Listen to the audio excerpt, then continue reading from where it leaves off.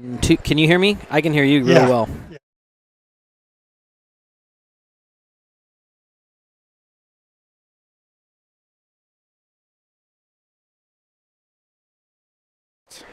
This is Kyle. Test 1 2. Test 1 2. Kyle. Kyle's mic. Testing 1 2.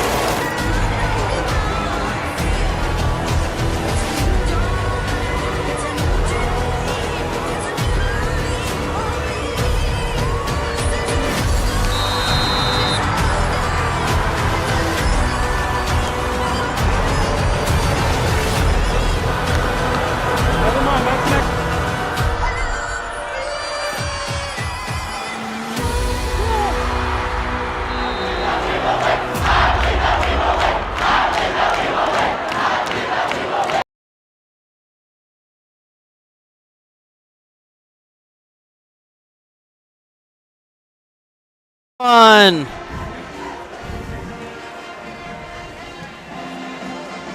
We are live from Pop Keeney Stadium, home to the Bothell High School Cougars, Woodinville Falcons, Inglemoor Vikings, and the North Creek Jaguars. We've got a great showdown for you tonight here in the heart of Bothell, where the city's slogan is Bothell for a day or a lifetime. So whatever that means, I'll let you ponder it as we get ready to kick off this Kinko showdown between your Skyline Spartans and the Cougars of Bothell. Again, welcome everybody. Kyle Enns and I here in the broadcast booth. We're excited to be bringing you a battle of 3-1 teams tonight. Bothell also 3-1, just like the Spartans. They are right next to each other in WIAA rankings. Skyline number 7, Bothell ranking in at number 8. Spartans coming off last week's bounce back win against Mount Si. The Spartans look to keep that momentum going here tonight. They are 1-1 in league play, and their only loss was to the now number 1 ranked Eastlake Wolves. So nothing to hang their head about here. They can just minimize their penalties tonight and strike when they're in the red zone. I think they can keep that momentum going. So it's a great opportunity for Skyline to keep things going. We're going to bring in Kyle here. Kyle following up last week's slugfest, a lot of good defense against Mount Si. What do you think Coach Jervis and the Spartans are going to do tonight? What's the game plan going to be? Well, I think keys to the game for tonight are going to be keep up the magnificent defense we've seen with the Spartans. Incredible defense. They're still allowing under 10 points a game. Last week they had minus 25 yards total defense. Wow. Which is amazing. And 2 INTs. So if they can keep up that momentum, they've done it so far this year. I don't see any reason why they wouldn't do that. Absolutely. Turnovers. Turnovers, yep. Continue the ground attack on offense. Josh Manold has almost 500 rushing yards on the season. Amazing performance. If he can continue to put up those kinds of numbers, we should see a good performance from him today, and hopefully we'll see some seams open up for him on the offense. Grimmer last week on when pressure formed him out of the pocket. Key number 3 is keep throwing the ball in good percentage situations. Also to keep the ball from going into 3 and out, 4 and out. We had 6 punts last week. We'd like to keep the ball from getting punted so often. So get third down conversions, make some of those things happen, keep drives alive. And 4, huge amount of penalties on the offense last week. So hopefully we'll see the offense cut down on their penalties and get yardage back from not making so many mistakes. Yeah, reducing penalties will be huge. I mean, it could have been the officiating crew last week. I'm not sure, but it was like laundry day on the field last week. Both penalties just getting called for all kinds of things. So, yeah, hopefully the Spartans can reduce that, obviously minimize mistakes, minimize some of the turnovers that we've seen, especially inside the red zone. I think as far as offense goes, right, the defense really been the backbone for this team so Agreed. far. Yep. And they've kept them in every ball game. The offense started really hot, just lighting it up, 40-plus points, lots of stuff through the air. Manold's been consistent on the ground. So I think, again, what we're going to focus, what the Spartans are going to want to do is try to get the ball into the hands of their top playmaker, Cam Weir. He leads all Skyline receivers with 20 catches. He's averaging about 16 yards a catch, and he leads the team with 4 touchdowns. And he's also obviously made the huge highlight catch for the go-ahead and eventually the winning touchdown last week. Yep. Again, with the defense, too, we've just seen just a whole bunch of great stuff from them, too. And I would expect them to really keep up on the defensive secondary, especially like they did last year. They were all over the place. And you called out earlier that the Spartans are only their only losses to the number 1 team in the country or in the state, and that's huge because that was a really tough game.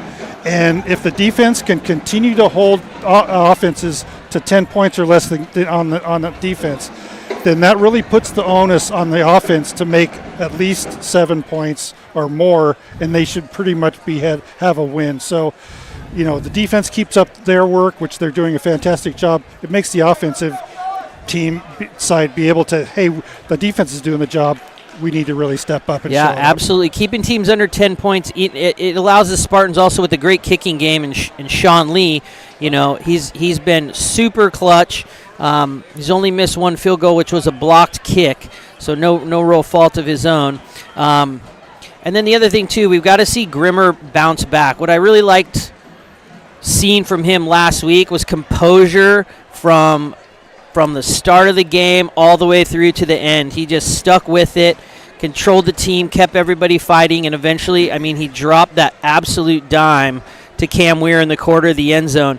And he's shown a lot of toughness and resilience through these first 4 games. He's 55 of 90. He's got 757 yards passing, 10 touchdowns to 5 interceptions. He's also completing on 61% of his passes. So for a high school quarterback, that's still pretty good. Yep, and he hasn't made a lot of mistakes this season either. Last week he proved that he could last without mistakes because he got hit in the backfield twice for 2 sacks. And he held on to the ball, he didn't fumble it, and he didn't throw it away needlessly. Yeah, you've got captains heading out on the field now to talk about the coin toss and choose a side. Another captain that's out there right now, Josh Manold. Bothell Cougars take the field. It's not a tugboat pulling in on Lake Washington. That's the Cougars coming on the field. Josh Manold has been so solid for the Spartans. 68 carries, 469 yards. That's almost 7 yards a carry. Got the ball into the end zone on 3 occasions. He has been that rock for the offense to this point in the season. Yep.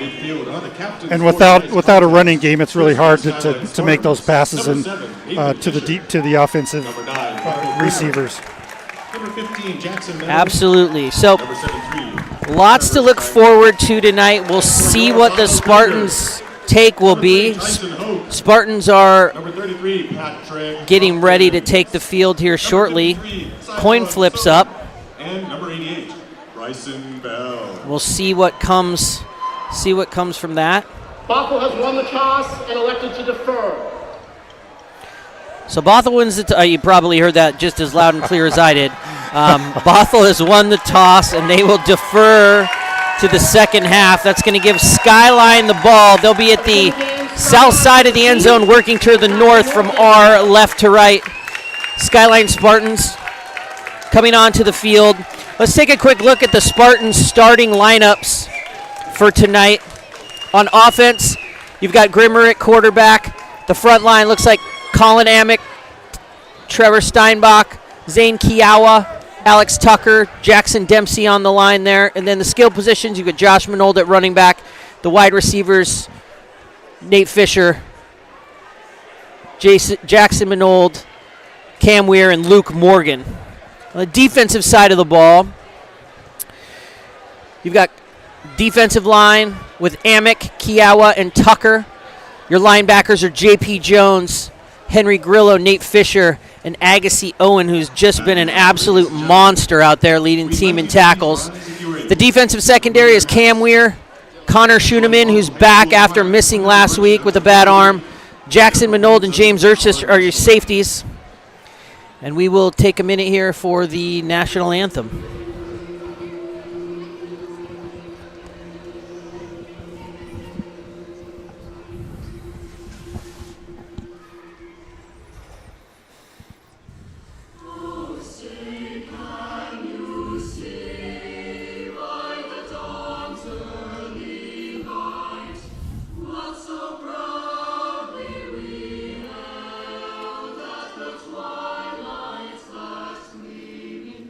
Whose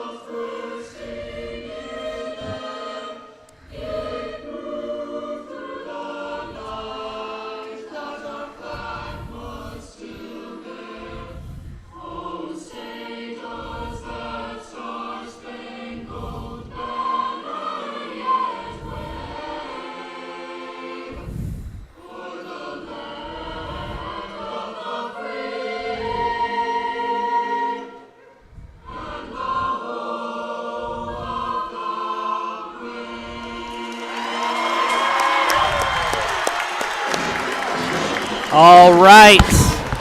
Beautiful rendition of our national anthem. You hear the band cue up. That lets you know it's Friday night under the Friday night lights here in Washington. Once again, we're coming to you live from Bothell, Washington, in the shores of Lake Washington here at Pop Keeney Stadium. Home to 4 Kingco foes. Skyline tonight taking on the Bothell Cougars. This is our 5th week of live stream, Kyle. Yep. How you feeling about week 5? Feeling pretty good. The Spartans came in tonight, I think, really pumped up after last week's win. Super exciting game. So, yeah, hopefully they can carry that momentum. A couple of things. We just want to give a shout-out to the Spartan Quarterback Club, who sponsors the stream, gets this all set up for us, and puts it out into the world. So we just want to thank them. We also want to let you know, if you're watching along at home, there's a live chat going on. Feel free to chime in, let us know what you think, converse amongst your peers. All we ask is that you just treat each other with respect and that you enjoy the game. And click subscribe so we can go viral and Kyle and I can get paid. Just kidding. We're volunteers. We love doing this for the love of the game. So pretty exciting stuff. Bothell coming out onto the field. Kicker is number 50, Diego Palema Curiel, sophomore. So he's got it teed up. So Jason Manold and J.P. Jones back to receive. We haven't seen them back to take any kicks prior to this at this point. Cam Weir also on the field playing the up man at the 25-yard line. Ball goes in the air, end over end kick. Jones is going to take it at about the 10.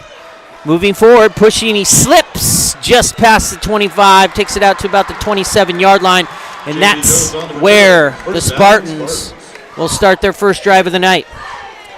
Interesting to see Cam Weir up this time on the kickoff. Yeah, they seem to like to run a little gadgetry, if you will. I don't know if that's a word or not, but some gadgetry on those kickoff plays. So perhaps they had something up their sleeve if the ball went to that side of the field.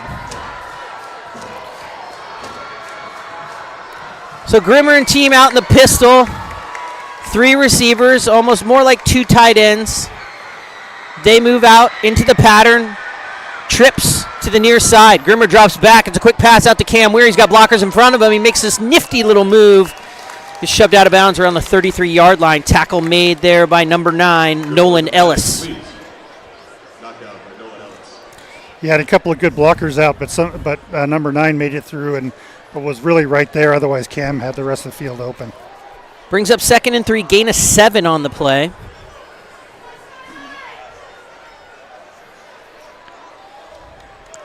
Weir and Morgan up top to the far side of the field. Fisher goes in motion. Manold takes the ball from Grimmer, pushes forward.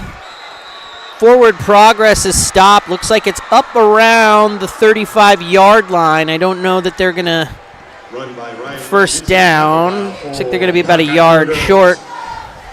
So 3rd and 1 coming up. Ball's on the 35-yard line.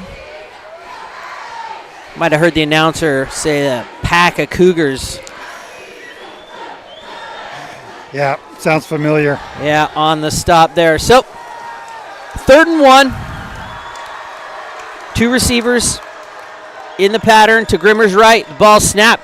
Hands the ball to Manold. He pushes forward. Looks like he gets up to the 37, and that's going to be enough as the ref signals first down. Moving the chains. There you go. There's your first 3rd down conversion of the night. That's a key to the game. So that's what they're doing. Awesome job. Speaking of pack of Cougars, when I was in college, I was in a part of a pep squad called the Cougar Pack over at WSU, and we did a bunch of crazy skits during the game. It was very embarrassing. Trips to the far side of the field. Grimmer takes the snap. Another quick screen pass. This one goes to Luke Morgan. Couple little moves. He gets popped and swarmed on that far hash mark. Tackle made by number 3, Tyson Hoke. Yeah, it looks like they filled in the strong side over there and were able to bring him down without maybe a yard gain on that.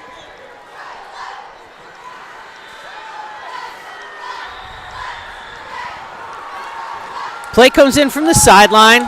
Grimmer takes it back to the huddle. Fisher, Morgan, Weir spread out to the near side of the field.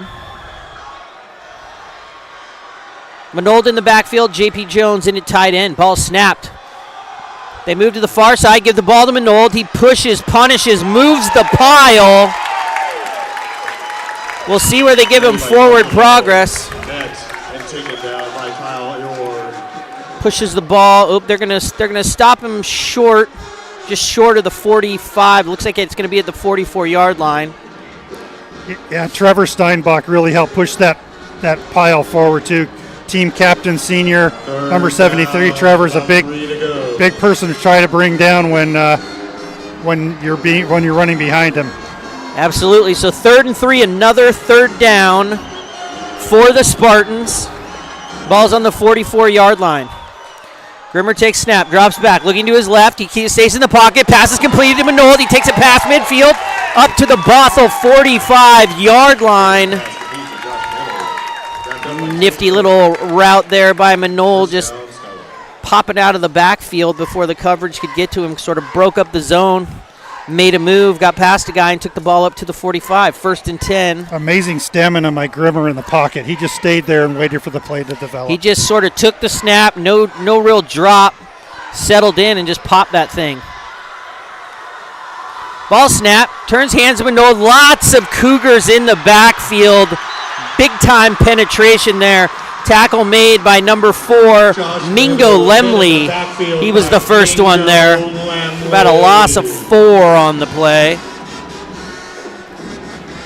That'll bring up 2nd and 14. Plays come in from the sidelines. 4th receiver added to the mix. Jackson Manold, Nate Fisher, Cam Weir, Luke Morgan. Spartans to the line. Grimmer sends Weir in motion. He comes across the formation. He drops back. Grimmer lets it fly. That ball is intercepted by number 9, Nolan Ellis. He takes the ball back. Tackled around the 48-yard line.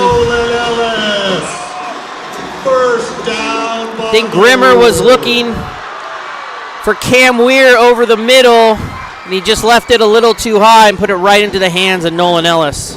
Yeah, Cam hadn't gone to his spot yet, so I think Grimmer, it was a timing pass, and Weir just hadn't got there yet. So turnover on their first drive gives Bothell the ball just over the midway line in Skyline territory. Cougars also in that pistol formation. Ball snapped. Given to the running back, and he stopped at the line. It's number 22, Cole Brook. Stopped on the play. Carried by Cole Brook, no gain. Second down. Quarterback for the Cougars is Jalen Vallares, Jr., number 2. 4 receivers, very similar offensive scheme for the Cougars. Vallares drops back to pass. He lets the ball fly. It's a little short pass intended for Mingo Lemley. It's another thing I'll bring up again. These hash marks in high school football are so wide. So when you're on that far hash and you're trying to throw an out pattern to the near side of the field, that ball's got to travel a long way. Yeah, I think Vayers had to get rid of the ball quicker because the pass defense was coming in. 4 receivers for Bears and the Cougars. Timeout is called. 7:38 left to go. Timeout for the Cougars. That'll be their first. First charge timeout of the half. You know what timeouts mean, Kyle? Sponsor time. Sponsor time. Sponsor time. We're going to thank Western Tile and Marble. They're natural stone leaders In the commercial flooring industry, they are the benchmark of excellence in specialty contracting. And we also want to call out Evergreen Chevrolet and Ford Lincoln. They have devoted themselves to helping and serving our customers with excellence. They believe the cars we offer are the highest quality and ideal for your life needs. Evergreen Chevrolet and Ford Lincoln. Ford Lincoln. They still make Lincolns, huh? Think so. Well, God bless them. Cougars back to the line. 3rd down and 10. Elias drops back. He's in hot pursuit. Hanging on, pulling him down. That's number 26, Agassi Owen. Penetrating, holding on. That's a big loss on the play. Yeah, he held on for a while so that Alex Tucker could get in on the play too to help with that tackle. Owen came through almost untouched. Huge play for the Spartans. 14-yard loss on the play puts the Cougars at their own 38. Into the punt formation. Kicker is number 3, Tyson Hoke. Gets the kick away, low line drive spinner. Weir takes it around the 24-yard line. He coming up to the near side. He's got a little momentum. He's running out of room. Goes out of the sidelines. About the 36-yard line. Nice return by Cam Weir. It was fun to see Cam actually run backwards to get ahead of the defense or the kicking team to get ahead of them, and then he came back around to make some positive yards. Definitely gifted with the speed, that kid. He looks good out there. Grimmer and team at their own 38-yard line. 1st and 10 for the Spartans. Nate Fisher goes in motion. Ball snapped. Drops back. Quick snap out to Weir. He picks up a couple, maybe 3 on that wide receiver screen. Grimmer's pass complete. Tackled by Mason Kim. Yeah, everyone was bunged up on the strong side of that field, especially with being at the right hash mark. Yeah, working on that short side of the field there. Not a lot of room. Tackle made on that play by number 17, Mason Kim. So now they'll spread it out a little bit, put everybody up to the far side. Nate Fisher right about middle of the field. Grimmer takes a snap, drops back, looking to his left. That's where his guys are. He lets it go. Ball's caught by Cam Weir around the 46. And he's pulled down. That'll bring up 3rd down. Tackled by Mason Kim. Pick up a 5. They give him forward progress out to the 36. They're going to call it 3rd and 1. Short. Ball's on the 47. Play coming in from the sideline.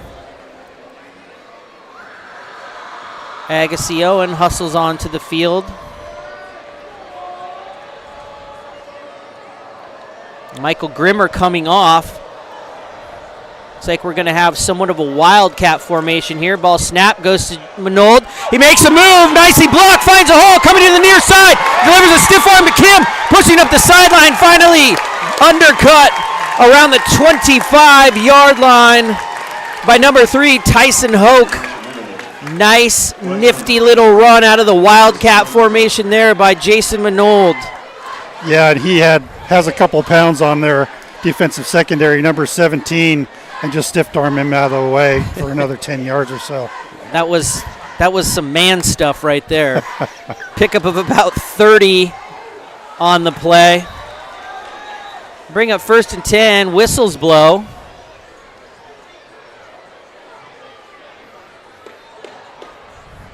Does a TV timeout?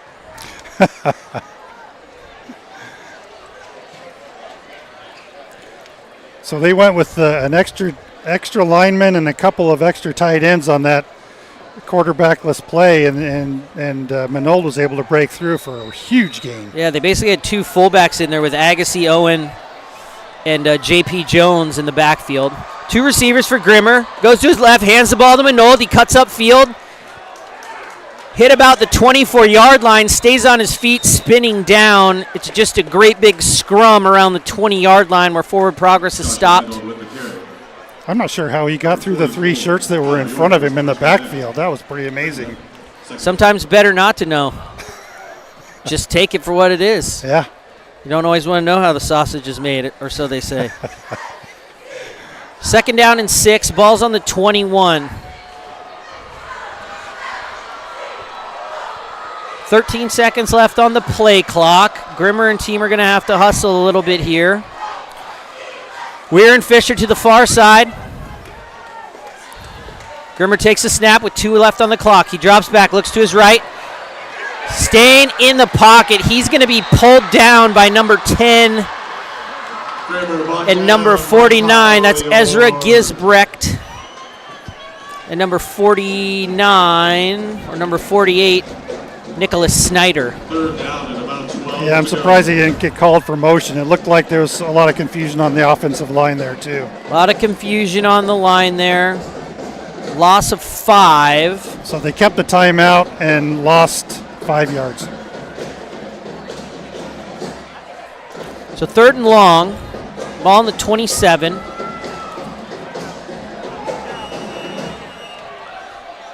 Play clock at 1. Timeout called by the Spartans. Timeout. Skyline. They're going to come over and have a little conversation, get on the same page. A lot of confusion on those last 2 plays, it looked like. Yeah, they need to reset. It's kind of sad, they had the momentum, and then, hopefully they'll be able to bounce back after these couple miscues. So we'll thank a couple more sponsors during this little pause. Pacific Fitness Products. They're providing professional fitness space design consultations. You call them up, they come out, and they show you and teach you about their premium selection of fitness equipment from the best brands in the industry. And New Vision Eye Care is another one of our sponsors. The local Sammamish Eye Care team will take care of all your eye care needs for every member of your family. Stop in or give us a call today to set up your annual eye exam. 3rd and 12. Spartans at the Cougar 27-yard line. Morgan up top, Fisher and Weir down to the near side. Manold in the backfield. Ball snap. Grimmer looking to his right, drops the ball to Manold in the middle of the field. He makes a nifty little move, cuts the ball up, gets to about the 17-yard line where his progress is stopped. That looks like he's going to be awfully close to a first down here.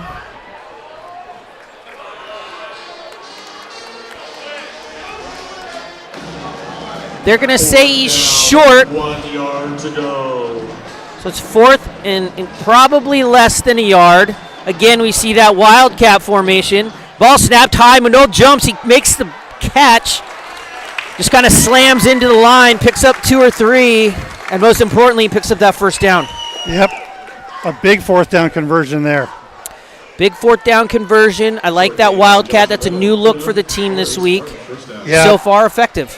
You'll see adjustments on the defense for that. I don't think they're gonna put up with that for too much longer, quite honestly. I don't know. If it's man on man, a jersey on a jersey, you can find a little room. And plus Manold probably takes 2 or 3 guys just by himself, right?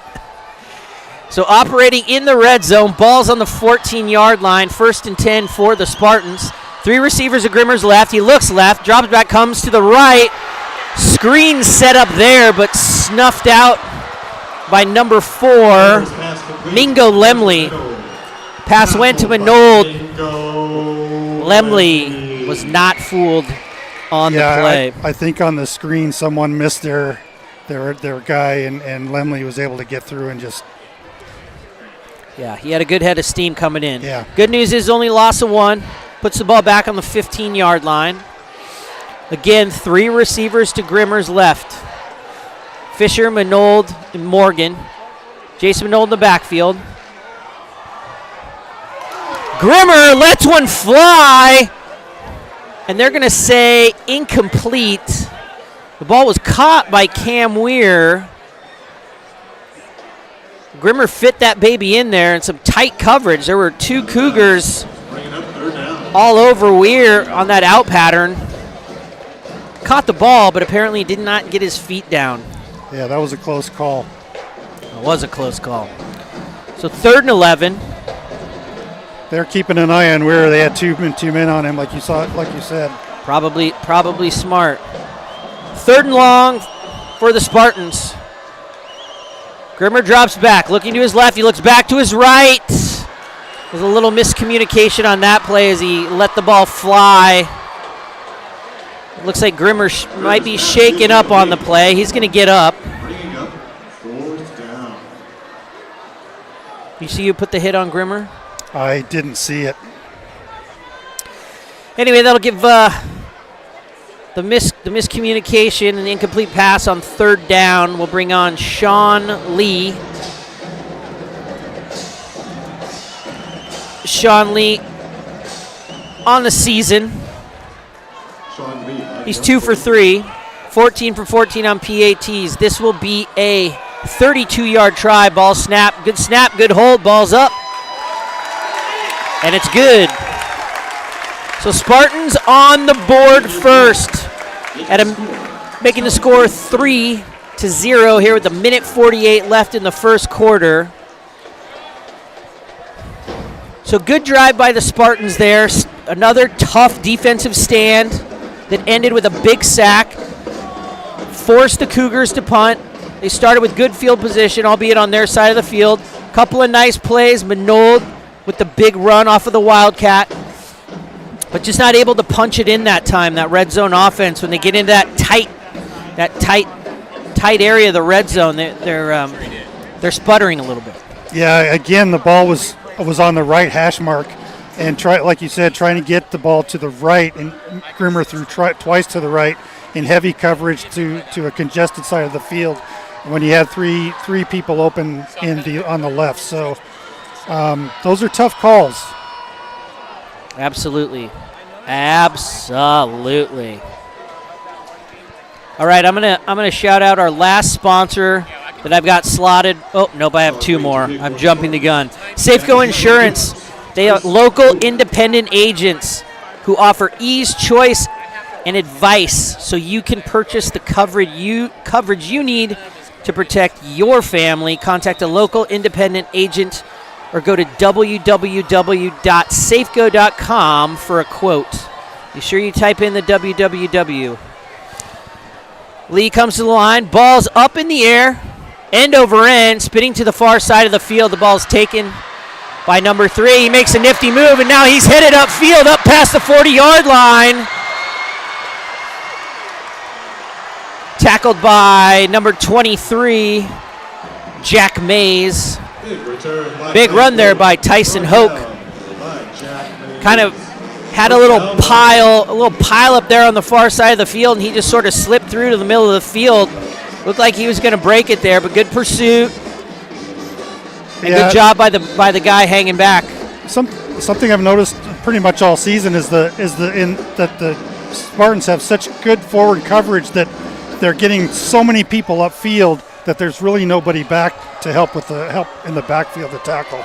So Bothell starts 1st and 10 from the 44-yard line.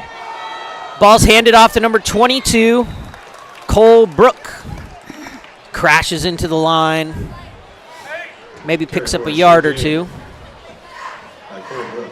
Mid of the line by Henry Miller. 2nd down and 8 to go. So 2-yard gain on the play. Clock runs, minute 15 left here in the first quarter. Vyers and the Cougars getting the ball in from the sideline. He's got 2 guys in the backfield with him, Toby Johnson and Cole Brook. Ball snapped, fakes the handoff. Short little bubble screen out here. Ball goes to number 4, Mingo Lemley. Picks up a few.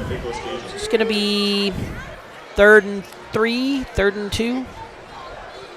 3rd down and 1.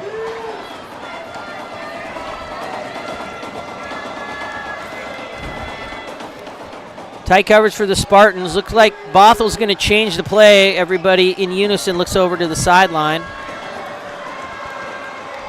Byers calls, takes the snap, hands. Nope, he fakes it. Now he's got a QB option, taking the ball around his left side. Getting past the first down marker, moving the chains. Good for a Cougar first down. So a nifty little QB option there. Decided to keep it. Byers picked up about 7 yards on the play. So they'll start on their own 42-yard line. Or no, they're in Skyline's 42. It's 1st and 10.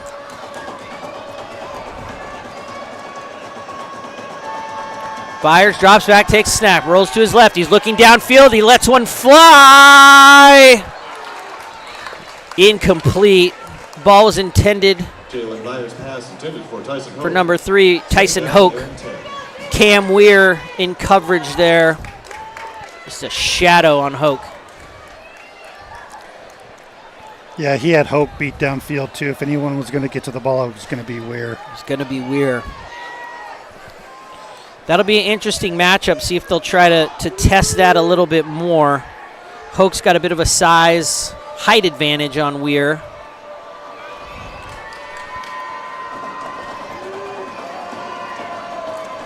Second and 10 after the incomplete pass.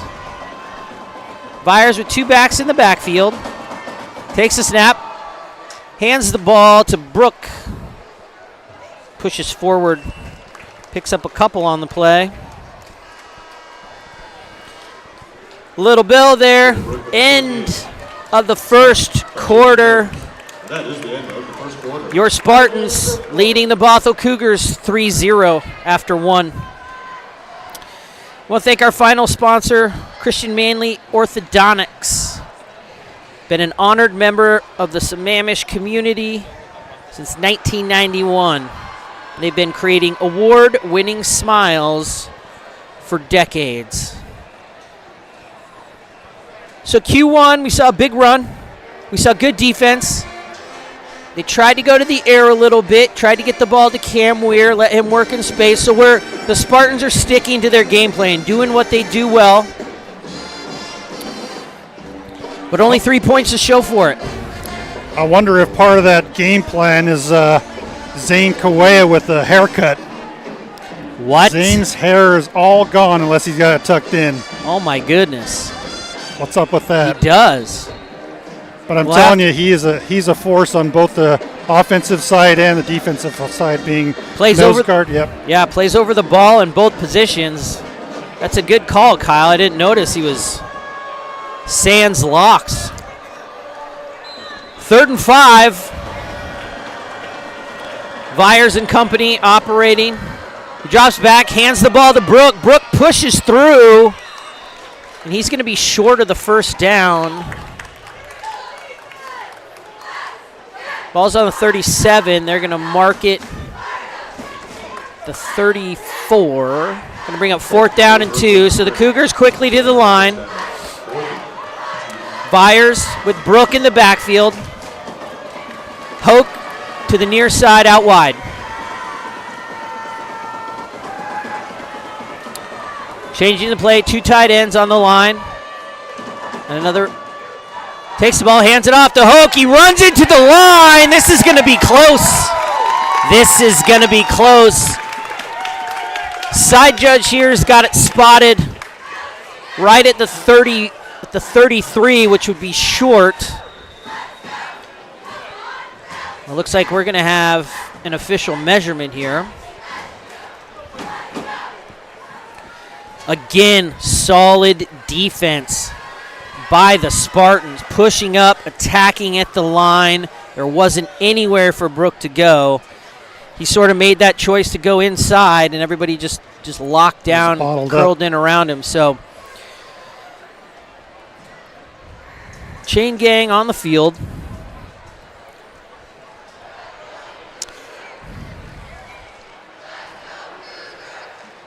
It appears that they are going to be short by about the length of a football. So that'll be a turnover on downs. Skyline takes over at their own 33-yard line. 1st and 10 for the Spartans. Wow, what a huge performance again by the Skyline defense. Amazing, amazing. I think it's going to be key. I mean, the defense has been playing so well. Offense has got to turn around and make something happen here. We need a big play here, sort of capitalize on this. Both teams ranked in the top 10 WIAA RPI rankings. Spartans number 7, Bothell Cougars number 8. 1st and 10 for the Spartans. Grimmer takes snap, hands the ball to Manoli, comes to the near side, pushes past the line. Good blocking up front, still on his feet, still moving forward. And there's the whistle. Forward progress has got him marked up around the 42-yard line. Power running by Manold. Picked up about 9 on the play. Good blocking up front there. Lots of space for him to operate. He hit the hole. Yep. And then he just used some of that brute strength. Keep moving that pile. Trevor Steinbach, Jackson Dempsey were helping push people out of the way. And then, Manold can probably carry 2 or 3 folks by himself. So, again, huge run again, almost a first down. Grimmer sends Fisher in motion, hands the ball to Manold. He does a little dance move. He's going to get the first down. Again, just in a massive pile of dudes. A real dude fest there. Bothell swarming on the play, but looks like the first down. Chains are going to move. What's going on with you, man? You laughing over there. Massive pile of dudes. Massive pile of dudes. Love it. It's not what they, it's not what they say on the big broadcast, but I think we can have a little fun here. Yes, we can. 1st and 10. Another nice start to the drive for the Spartans. 2 receivers to Grimmer's left. He sends Fisher in motion, hands the ball to Manold. More good blocking. The line is just pushing people upfield. Manold takes the ball past the 50, up to about the 47, 46-yard line. Did you see how that Manold just kind of hesitated there for the play to develop, and then he just followed his line? He has a really good feel. He reads it really well, finds that hole, and then he accelerates through. That's good, fundamental running back stuff right there.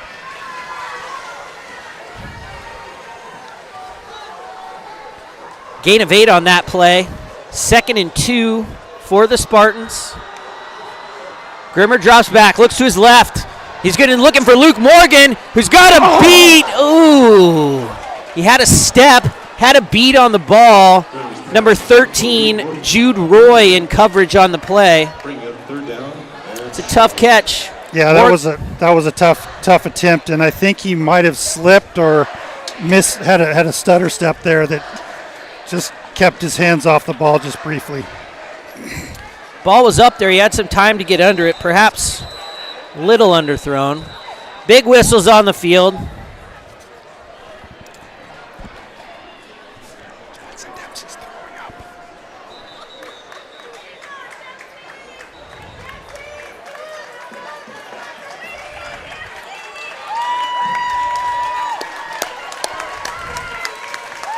Looks like Jackson Dempsey's not feeling too well, so he came out. And the Spartan, there might be an official timeout here quickly. Official timeout. What I'm being told is that he may have vomited on the field, so they're going to sort of wash that down.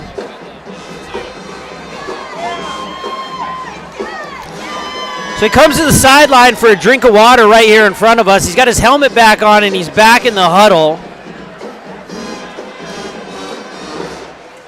Ref just takes a Gatorade bottle out there and washes down the synthetic turf. We're going to have to use some enzymes on that afterwards.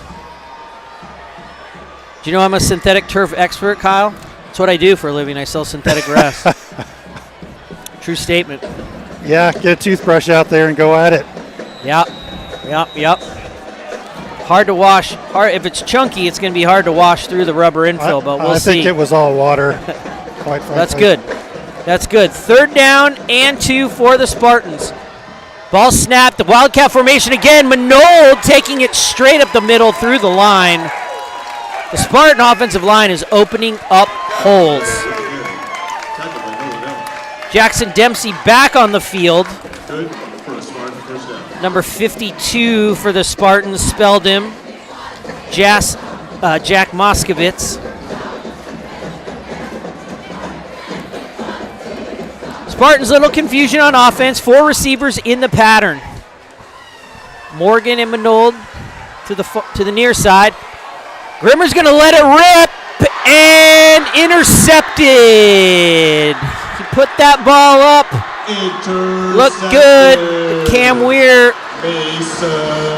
got out positioned by Mason Kim and was able to pick that ball off. So Bothell will take over on their own 10. Grimmer dropped back his time. He was locked in. That was his guy. He was making that throw. And Kim just had a body in front of Weir. There wasn't much he could do to get back to that ball.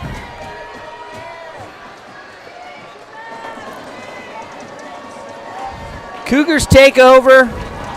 2 receivers in the pattern. Hoke and Lemley to the near side of the field. 2 tight ends motion across the formation. Ball snapped. Handed off to number 22, Cole Brook. Spun down by number 24, J.P. Jones. Led by Alex Tucker. Alex Tucker actually credited for the tackle there. Loss of 1 on the play, puts the ball on the 9-yard line.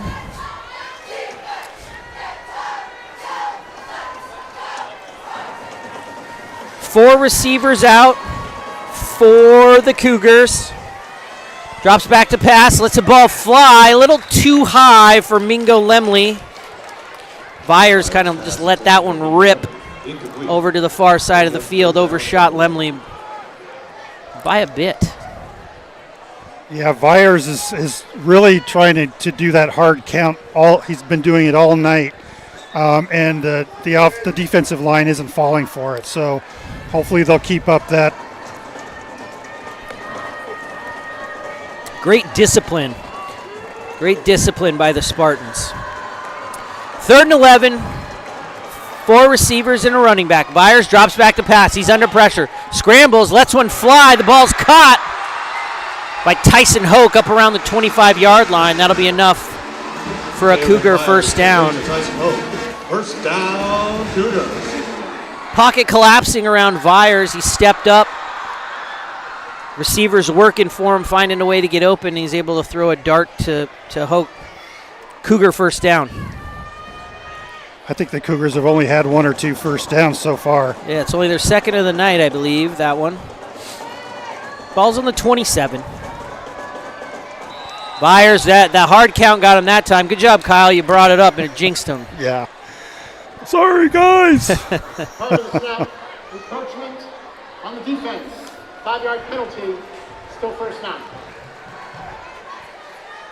It looks like Agassi Owen, number 43, Henry Grillo, guilty on that play.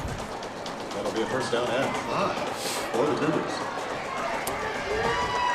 Ball's on the 32. Byers in the pistol. Takes the ball, hands it off to Brook. Brook heads straight up the middle, finds a hole. Stopped at the 39 by Jackson Manold coming up from the safety position. Another Bothell first down.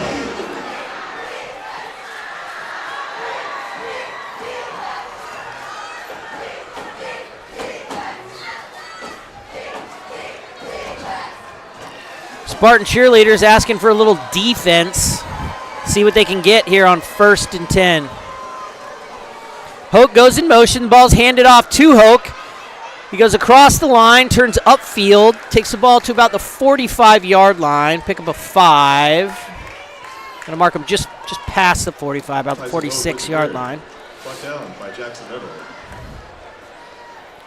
Manold on the tackle again. Second down, about 4 to go.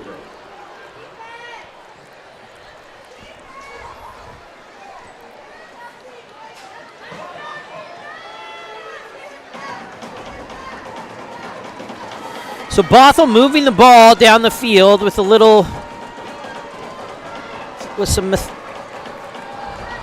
Methodically is the word I was looking for. 4 receivers in the pattern. Vyers drops back. Pocket collapses, rolls to his right. He's stuttering, he's dancing. He's in trouble. He lets the ball go. Is that a sack? Henry Grillo was all over him. They're going to call incomplete pass. So he was able to get rid of the ball up here to the near side. Receivers in the area. Yeah, they defense was coming in with only 3 up linemen too. I think the outside linebacker was back in coverage.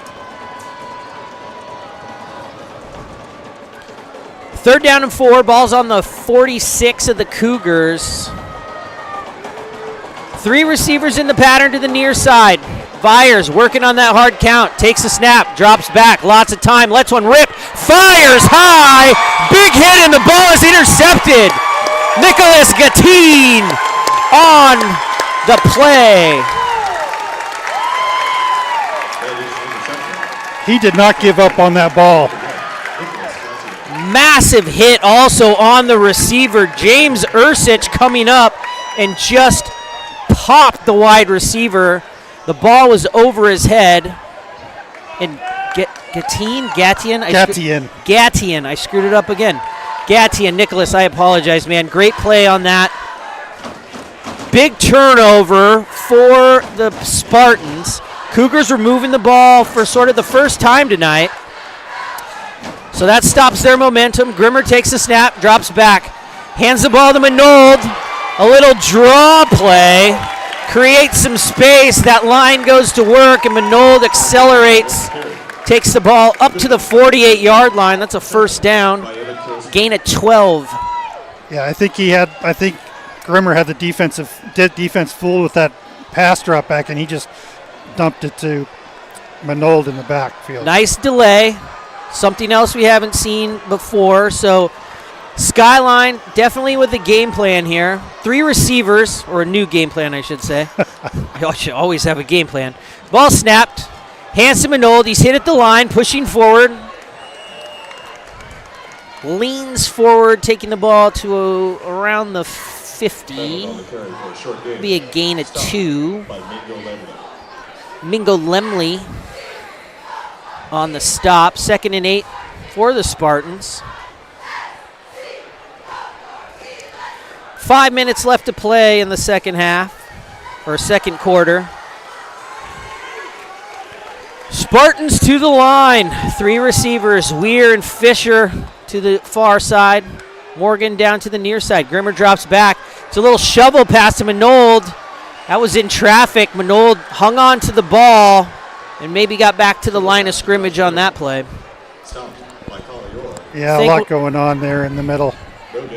Well, thank one of our sponsors, Arena Sports. They've recently expanded over 100 arcade games, laser tag, sports simulators, inflatable fun zone, restaurant, bar.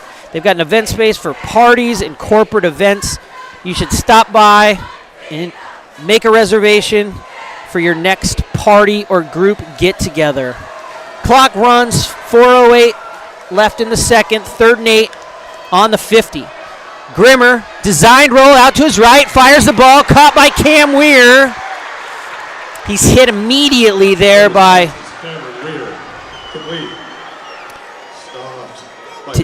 tackle made by Mason Kim. So he's going to be 2 to 3 yards short on that play, officially 4th and 2. Offense will stay on the field at this point, but we know that they like to. Nate Fisher is the kicker, and sometimes they line it up that way. Grimmer looks like he's coming off.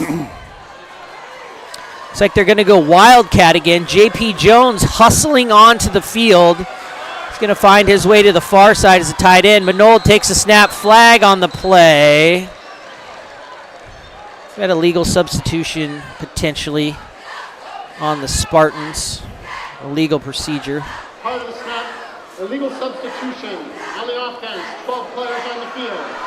Yeah, quite a bit of confusion on that play. J.P. Jones came sprinting on the field into that far side, and he was apparently not supposed to do that.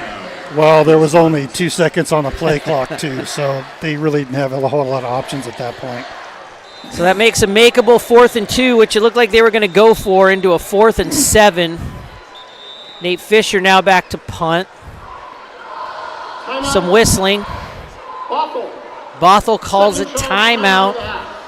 3 minutes, 15 seconds left to play. And you know what that means? What? Oh, yeah. Commercial time. Sponsor time. Thank you, sponsors. Sarah Miller Group.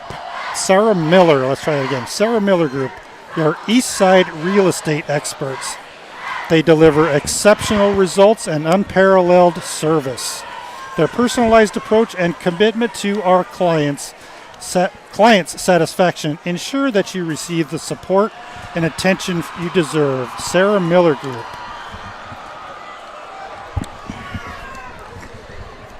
So back on the field, 4th down and 7.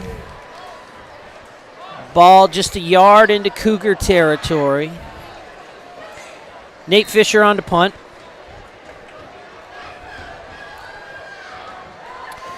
Got motion. There's a snap. Fisher takes it.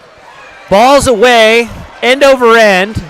Hoke back there for the Cougars. The ball's going to take a roll and go out around the 12-yard line. So good punt, flips the field, not quite flips the field, but that's where you want to start if you're the Spartans. On the field and in commercial real estate lending, Juniper Capital understands the importance of speed and agility. The local office is here to support the community. At Juniper Capital, speed matters. There's also that saying that speed kills.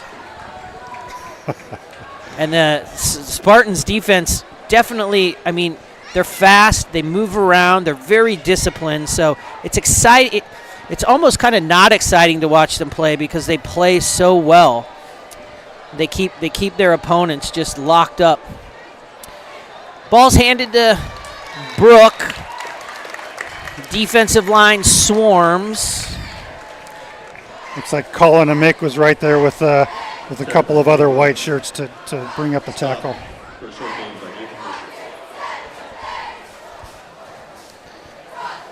Two-yard gain on the play, 2nd and 8. Byers and the Cougs looking over to the line. 3 receivers in the pattern. Hoke and Kim to the far side, near side, pardon me. Byers drops back to pass. He's looking upfield, lets one rip, looking for Hoke. Oh! Nicholas Gatien with a great play, breaking that up. Ball intended for Tyson Hoke. Well-thrown ball, just not a lot of room to get in there. Yeah, Gatien, he read the ball all the way, and if he wasn't going to get a hand on it, he might have had a chance to take it away. So big defensive play should bring up 3rd down. Ball's on the 13. It should, but they're calling it 2nd. It should be 3rd down. The scoreboard showing 2nd down. Holding. Offense number 76. That penalty is declined. Brings up 3rd down. So that's why they hadn't changed it. Holding penalty on number 76, Caden Price. Spartans decline it, 3rd down and 8. It's a gamble. Let's see what they do. Ball snap, Byers drops back, looking to his right. He lets one fly, looking for number 10. Ball is tipped. Gatien again in tight coverage. Broke the play up. The ball was intended for Ezra Giesbrecht. Beautifully thrown ball by Byers, but Gatien. Look at him, 2 plays in a row. Yeah, so maybe don't go his way next time. It's kind of like Julio Rodriguez, no-fly zone. That's right. 4th down and 8. Weir back deep for the Spartans. He's got his feet on the 45. Hoke will be kicking from his end zone. Whistles, flags.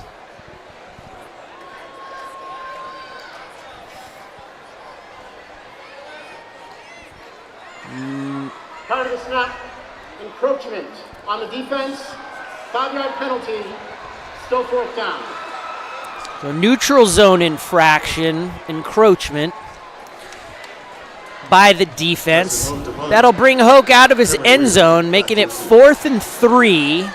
2 minutes and 19 seconds left to play in the half. Ball snap, Hoke takes it.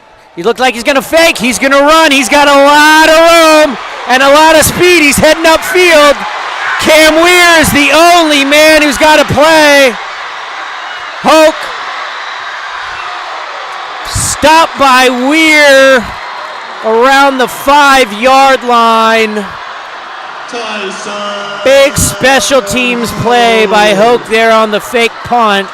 It looked like an option. He took the snap, rolled to his right, saw that nobody was out there. They were focused on the punt, and there was just nothing but green. And by the time he got to Cam Weir, there were blockers out in front of him. Weir stuck with that play, stopped him at the 5, so way to stick with the play by the Spartans. Yeah, and he only really needed to get 3 yards, and with all that turf ahead of him, he just didn't have anywhere to stop. He just kept going. Tyson Hoke is a good athlete, speedy, 6'3", senior, 180-pound wide receiver. Showing some of that athleticism there. Picking up, 90 yards or so on the play. So he'll have the best yards per carry average probably for the night, I'm guessing. Most likely. I'll bring up 1st and 5. Minute 49 left to play. Cougars 1 timeout. Spartans have 2. Agassi Owen being helped off the field, being tended to on the field, now coming off under his own power. Looks like he may have hurt his left shoulder, left arm. Looks like he's moving it a little bit, though. It's a big hit for the defense. He is an impact player, especially down here in the red zone. Yep. So Cougars taking the ball on the Skyline 5-yard line to start the play after the big special teams fake. Ball's handed to Brook. He dives into the line. Not much doing. Skyline swarms.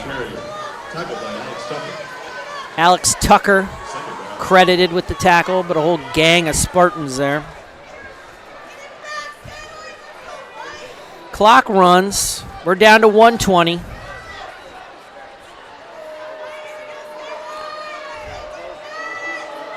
Cougars come to the line. Defense pushed up for the Spartans. Ball snapped. It's a fake. Option out, around end, touchdown for the Cougars. Quarterback option, Jalen Vyers put it in the gut of Cole Brook, pulled it out, made a nifty little move and got around the end. Nobody out there to stop him. So that'll put 6 on the board for Bothell.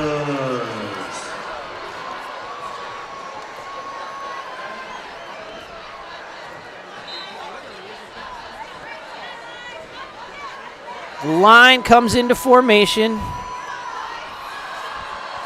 Number 50, Diego Curiel on the kick. Ball snap, flags fly. The kick's blocked by Gatien, just blocking it for fun. See what the play is, the pre-snap penalty here.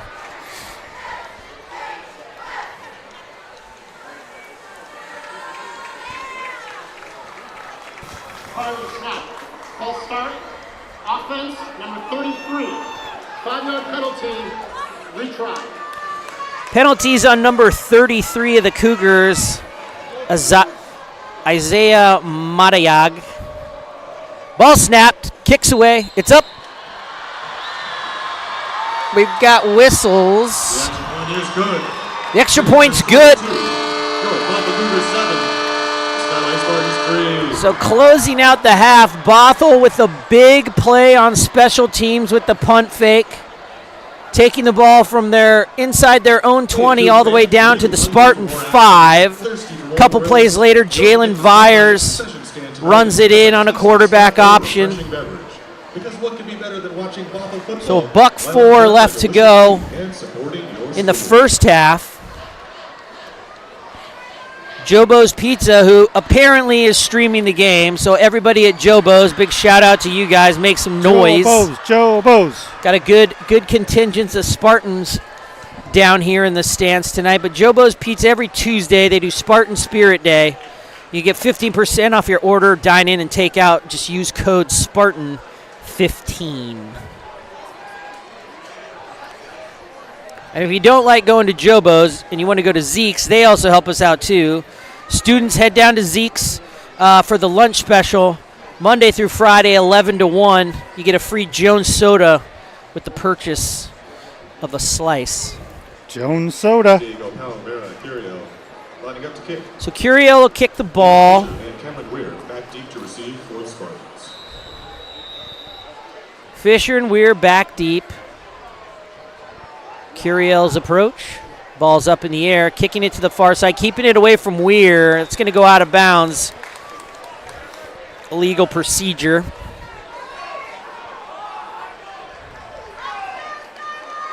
I believe it's a legal procedure. Yeah. Put the ball out on the 35. You Put the got ball it. on the 35. I know some stuff. You should put on some stripes. No, thank you. No, thank you. I am not that type. Did you know Bothell High School has I'm more the type to give the ref a piece of my mind rather than be the ref. Yeah, yeah. including coverage of Cougar football. Sadly, that's just how I'm built, I guess. And be on the lookout for the So no time ticks off the clock on the kickoff. Spartans take over the 35-yard line. Grimmer and co. See if they come out looking to make some moves. Drop back. Grimmer rolls to his left. Looking for a screen, maybe to J.P. Jones as he throws the ball at the feet of the defense. First pass is incomplete. So not much happening on that play. Looks like There is a flag on the field. They may call intentional grounding here on Grimmer. I thought J.P. Jones was in the area. I thought you could spike the ball without a problem either. They're going to march it off. Intentional grounding on the offense. 5-yard penalty from the previous spot. Loss of down. Second down. So Grimmer called for grounding. 5-yard penalty, loss of down. 2nd and 15, balls on the 30.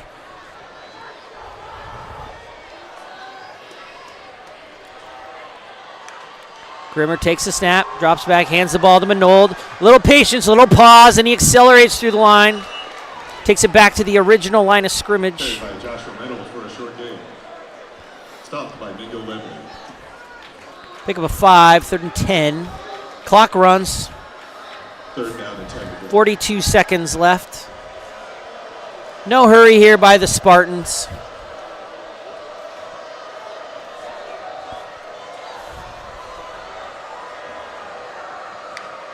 Grimmer takes the snap, rolls to his left, hands the ball to Manold. Manold up the line, runs outside, pushes back towards the middle of the field. Ball's across the 40-yard line where he's stopped by number 53, Savian Salem. Joshua Reynolds stopped by a whole pack of Cougars. 4th down. So we got 4th down, 6 seconds left to go. They're going to run it out, take it to halftime. So the first half's in the book. Number 8, Bothell Cougars, 7.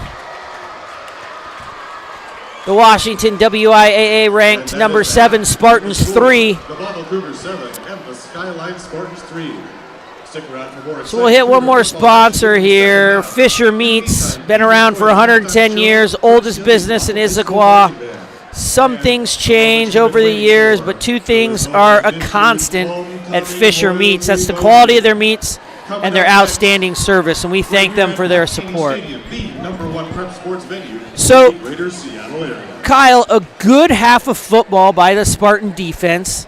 Offense still trying to, find a way to punch the ball into the end zone. Again, through the air, not a lot of success. The ground game is eating up chunks, but not enough to keep them on the field.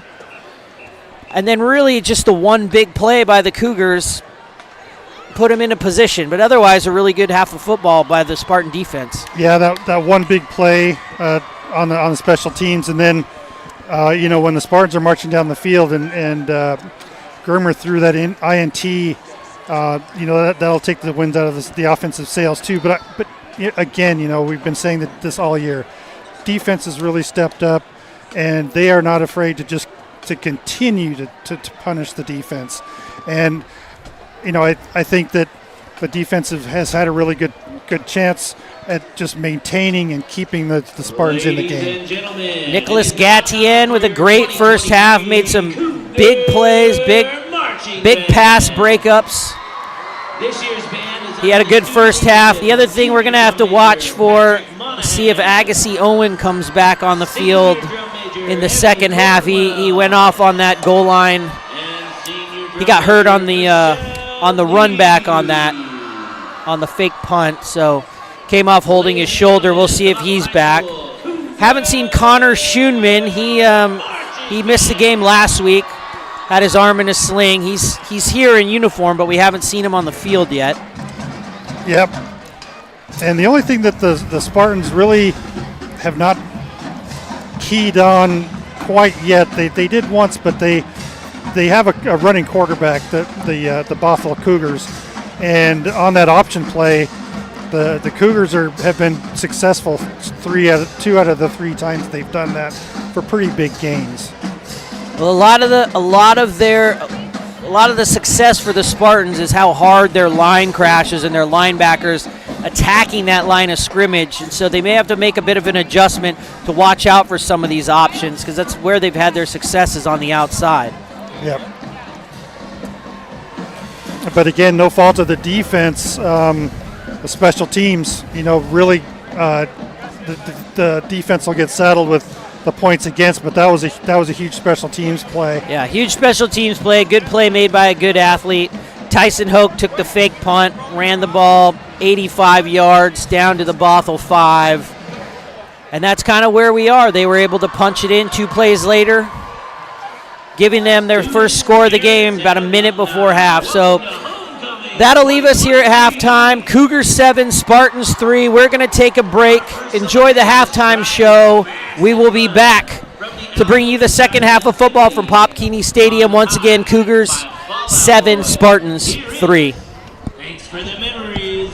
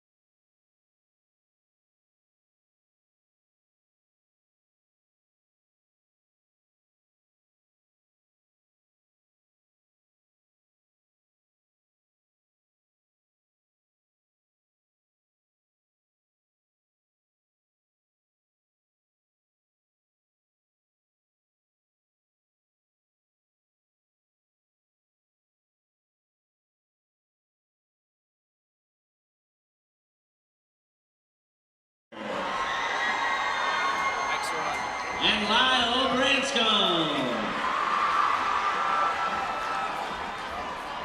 And your Queen nominees, Anna Fowler, Jill Parrish, and Riley Orkney. And the winner for King is Tyson Hoke. And this year's Queen is Jill Parrish.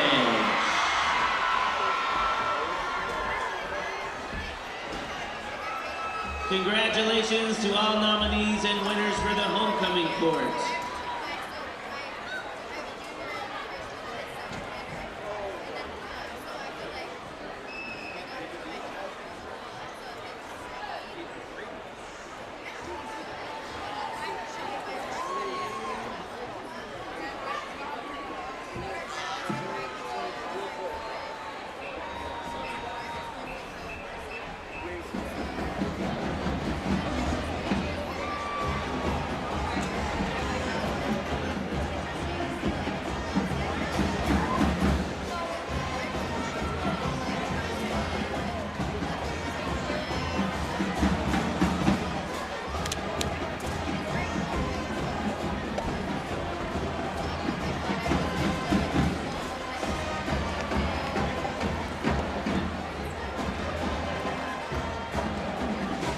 The band would like to thank the following people for their hard work and support of the Bothell High School music program. Percussion coach Al Stanley, the Bothell High School Music Boosters. Principal Juan Price, assistant principals Todd Biddle, Peter Shirkey, and Angela Menon.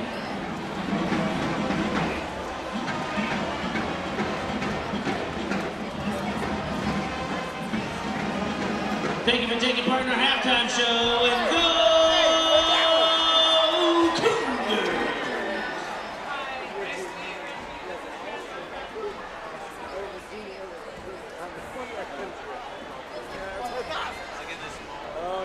Hey, figure it out. Do something. Yeah. Yeah.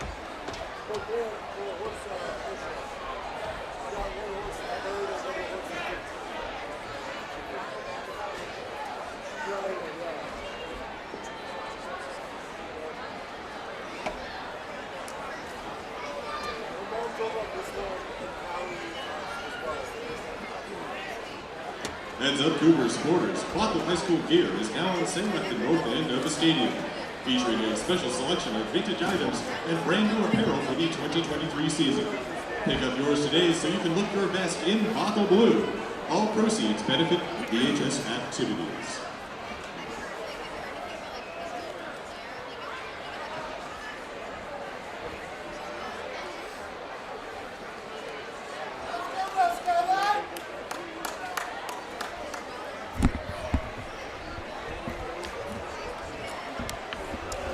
Made it through a half.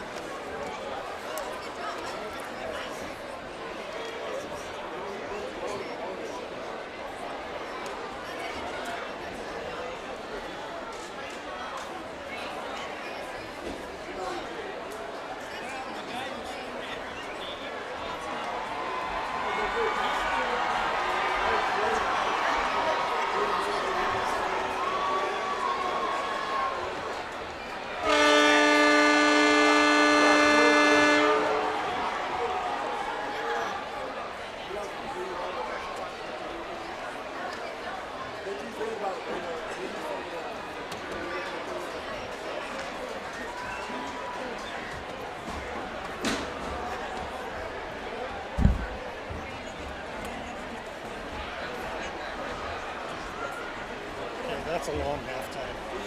Hey man, it's a homecoming court. Yeah. Right, makes your hot.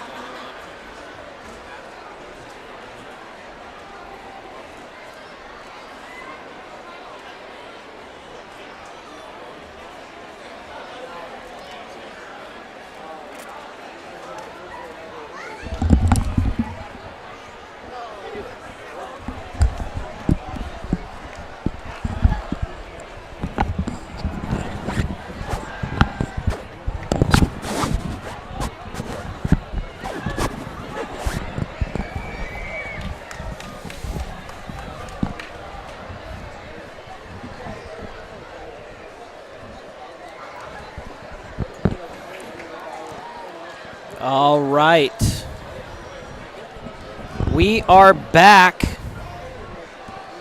from halftime. Big homecoming to do here at Bothell High School and Pop Keeney Stadium. All that pageantry just wrapping up, and the teams are back on the field. Yeah, Cougars are leading the Spartans going in the second half, 7-3. Yeah, they had that big march. They actually had the marching band march down the hill today with a police escort this afternoon, and it was a big deal. Big deal, huh? Yeah. Good thing they got the cops involved. They don't have anything better to do. Yeah, you said the motto was "Stay here for a day" or "Stay here for the lifetime." Yeah. Well, I lived in Bothell for 2 years, but it sure seemed like a lifetime. Hey, I live here now. That's such a weird saying. I don't know if it sounds almost like a threat. Yeah. Sammamish is just the new Bothell anyway, right? I mean, sure. Someone has to inherit the torch. That's right. I like Sammamish. Sammamish is cool. The Plateau. They do sell a lot of turf up on the Plateau. A lot of turf. So we'll come back to the second half. Cougars picked up a little bit of momentum on offense, but the turnovers have hurt them. Nicholas Gatien with a great interception midway through the second quarter. Gave the Spartans some momentum, but they're unable to capitalize. Bothell had deferred, so they're going to get the ball first here in the second half. They'll be at the south end of the stadium, moving left to right on your screen. We've got some top-end camera work from our man on the field, Kyle's son, Skylar. He's bringing you those cool shots from the field. It looks really good. Super happy to have him on board. And also, if you caught the open of the show tonight, he also had shot and edited that piece, which is really cool. And we'll see if we can get that up on the YouTube page, so you guys can see it. Really cool. Skylar, very talented. Good job. The kid's talented. Yeah, he is. Takes his art very seriously. Good for him, man. Well, I was wrong about how they were going to start on the side, so Bothell's going to be on the north end, moving the ball right to left.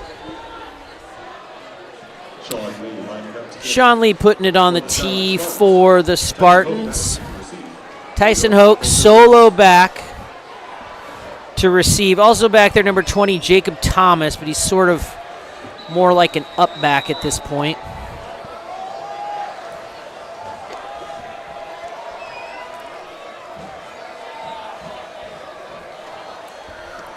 Ball's away, high kick.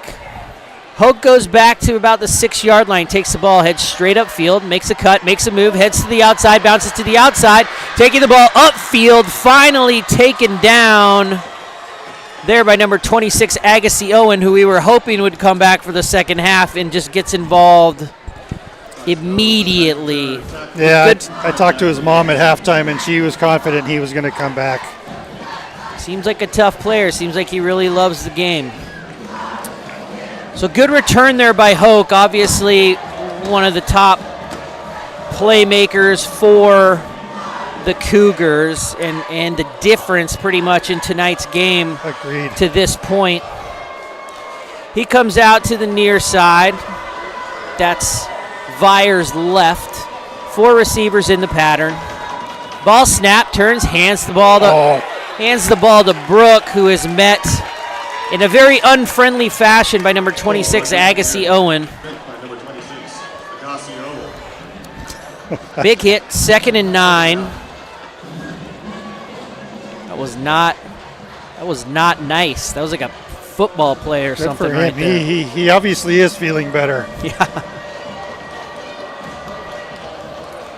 Vyers in the backfield. Brooke next to him, to his right. He's spitting that hard count. Nobody bites. They look over to the sideline, changing the play. Ball snapped. Hand the ball to Brook. Ooh, makes a move, finds a hole, slashes his way through to about the 49. Yard short of the first down. Pickup of 8 on the play. Gonna bring up 3rd and 1.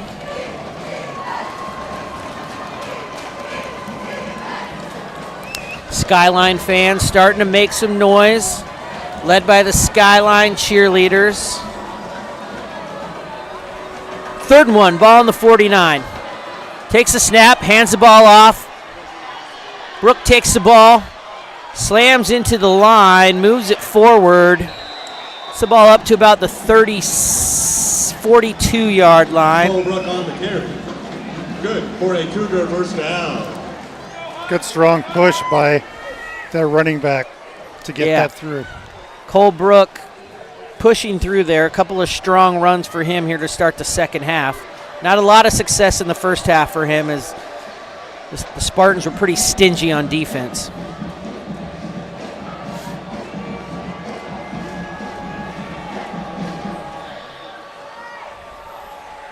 Vyers with 4 receivers, takes the snap, hands the ball to Brook.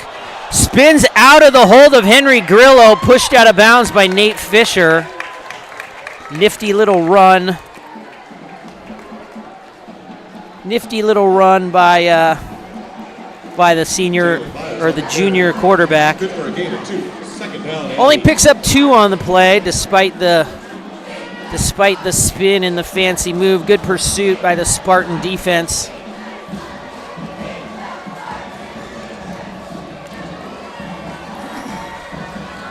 Second and 8. Vyers and company operating from the 39-yard line. Ball snap, fakes a handoff, quick pass, looking for Hoke on the play. The ball misfired, a little too far in front of him, trying to set up that bubble screen. 3rd and 8. I want to give a shout out to all the folks at Jobo's Pizza and Pub. They're streaming the game tonight on their TV. And if anyone is there at Jobo's, please take a picture and we'll get it posted out on our social media. If you guys at Jobo's could help us out, we would greatly appreciate that. 3rd and 8, big 3rd and 8 here for the Cougars. Vyers takes a snap, rolling to his left, looking upfield, lets it go. Ball's caught by number 4, Mingo Lemley, just beyond the marker. 4th out of bounds by J.P. Jones. Got the ball up to the 26-yard line. That's going to be a first down for the Cougars. Got to see some of the athleticism of Vyers there, rolling to his left and really just delivering a dart, rolling to the opposite of his throwing side. Yep, I think that was a designed play to Domingo all the way. So ball's on the near hash. Vyers takes a snap, drops back, looks left. And he lets the ball go down the middle. He's got a wide open receiver. Caught at the goal line. Touchdown, Cougars. Pass is complete to Cole Brook. He was running alone straight up the middle, came out of the backfield. Nobody in the middle of the field for the Spartans. 26-yard pass play from Vyers to Brook for the 2nd touchdown of the game for the Cougars. Diego Palmera Curiel on for the extra point. Kicks up, and it's good. The kick is good. Hits the net before it goes on to some guy's balcony. Cougars 14, the Skyline Spartans 3. So Cougars 14, Spartans 3. Only 2 minutes and 18 seconds ticked off the clock, so lots of time left in the 3rd quarter. Lots of football to be played here. But we've seen Skyline's offense sputter. Been relying on some chunk plays and just a good, steady, healthy diet of Josh Manold, but they're going to have to do something to push this offense into the next level. They need to get some points on the board here. Yeah, their passing game really hasn't been that strong this evening. They've really put everything on Josh Manold's back, and which is great. The running game is certainly key. But normally we've seen Grimmer throw to the flats or you do some crossing patterns. We haven't seen a lot of that tonight. No, we have not. So Bothell will tee it up. Weir and Jones back to take the kick. Cameron Weir and Jamie Jones back deep. Ball's up, kicks the ball to Jones, going to be shorter. Fisher's going to take the ball around the 25-yard line. He takes off, picks up the middle. Takes the ball up to about the 38-yard line. Took the kick around the 22. Ran the ball for 16 yards, and that's where Grimmer and company is going to take over. Weston Branson was the first one there. First down, Skyline. Skyline first down, looking to answer back after a big play and a good drive by the Cougars. Cougars in a base 3-4 defense, 3 down linemen, 4 linebackers, 2 corners and 2 safeties up top. 3 receivers for Grimmer, 2 to the far side. Weir comes in motion. Ball's pitched to Weir. He takes the ball, dances, makes a move.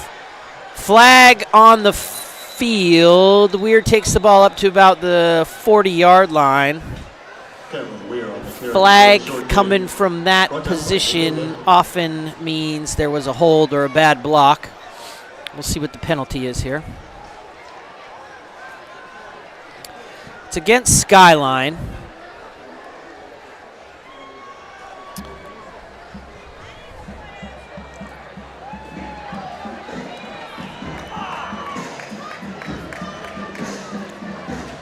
So it's officially going to be a holding. The ref's mic isn't working, so I'm not hearing him well. Anyway, it's a holding penalty. Takes the ball back 10 yards. First down, 20 to go. 3 receivers to the near side for Grimmer. Takes a snap, drops back. Quick pass out there to Luke Morgan. He makes a move. He's got a blocker out in front.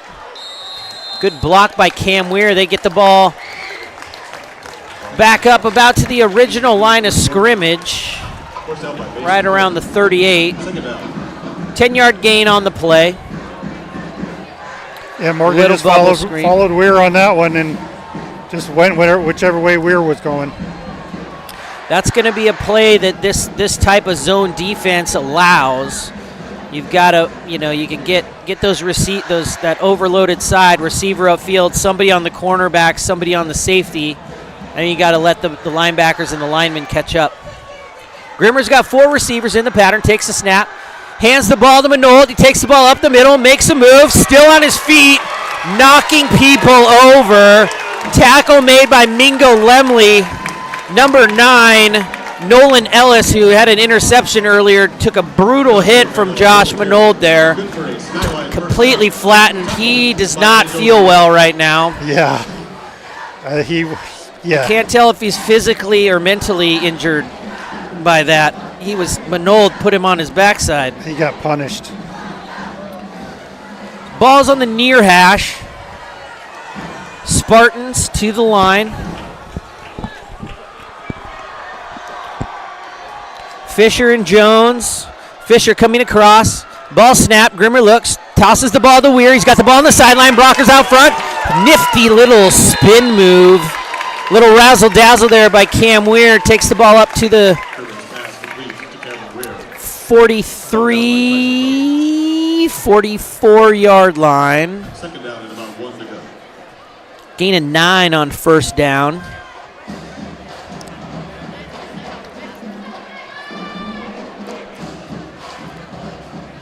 A lot of crowding over on the right side since we're at the right hash mark. So maybe that'll loosen things up a little bit downfield for Grimmer.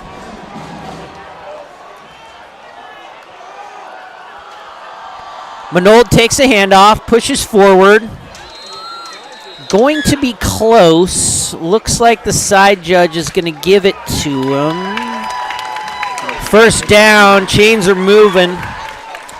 Pick up a 2 on the play. Which is good for a Skyline first down. Stop by a pack of Cougars.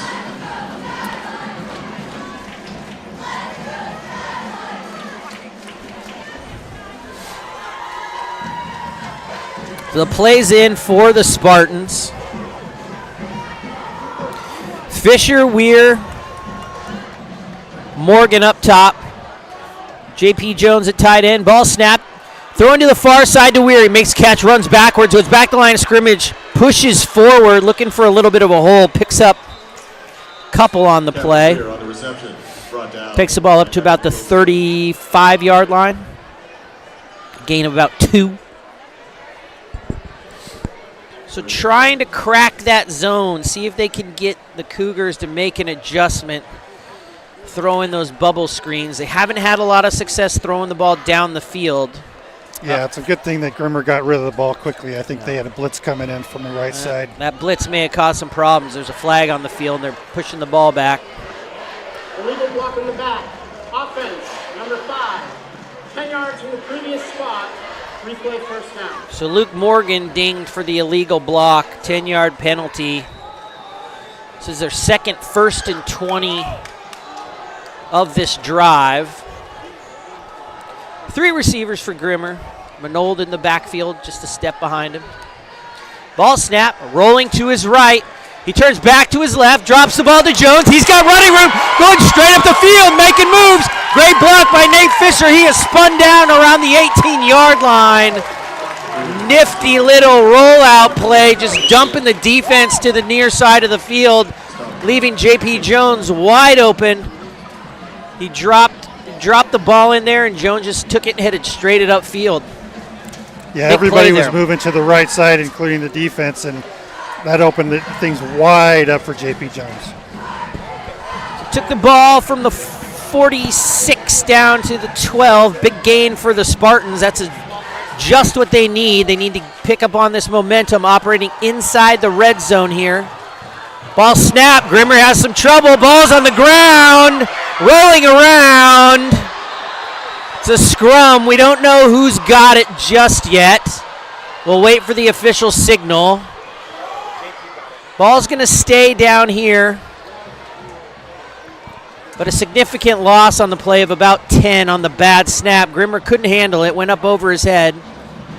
J.P. Jones, the ball sort of rattled around. J.P. Jones is able to get back there and fall on it. Third 20-yard to the Now first down on this drive. 2nd and 20. Don't have the benefit of saving the down on that one. So now they're outside the red zone. Ball's on the 23. Ball snap. Grimmer drops back to pass. Big drop. Letting it rip. He's got some room. Weir has it contested in the end zone. Weir broke it up by Mason Kim. Covered by Mason Kim on the play. Grimmer had lots of time. Delivered a nice pass. There just wasn't a lot of separation for Weir. Not a lot of room to work, and a good play by the Bothell defender. Great defense that time by Bothell. If he'd have let him, Grimmer just let him just a little bit more, he might have had that ball. It's a pretty tight window. Manold goes out wide. 5 receivers in the pattern for Grimmer. Takes a snap. He drops back. Good protection. He's going to let it rip again. Looking for Weir. He's got the separation this time. Touchdown, Spartans! That time Cam Weir just ran right at the safety, took it into the post. Grimmer was able to deliver the ball. Touchdown. That put 6 on the board for the Spartans.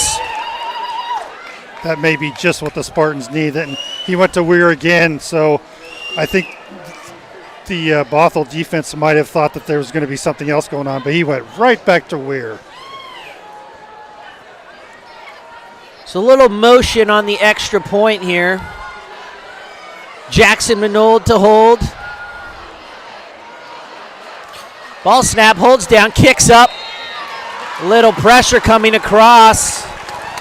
from the defender, Mason Kim, but the kick is up and it's good. So Bothell Spartans cut the lead to 4. I lost my voice there during that touchdown. Thanks for hanging with me there. Gagging a little bit. But an exciting play. Nice play by Cam Weir. 5th touchdown of the season. 23-yard strike from Michael Grimmer to Cam Weir in the end zone.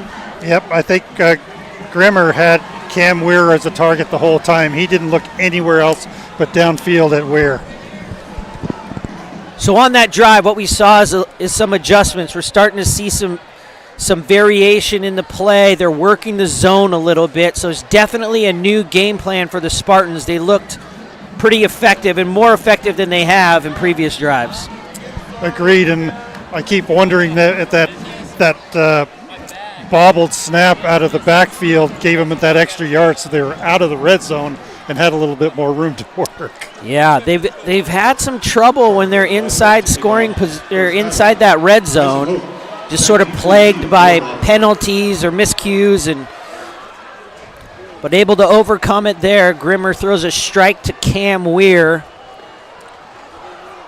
Classic post pattern.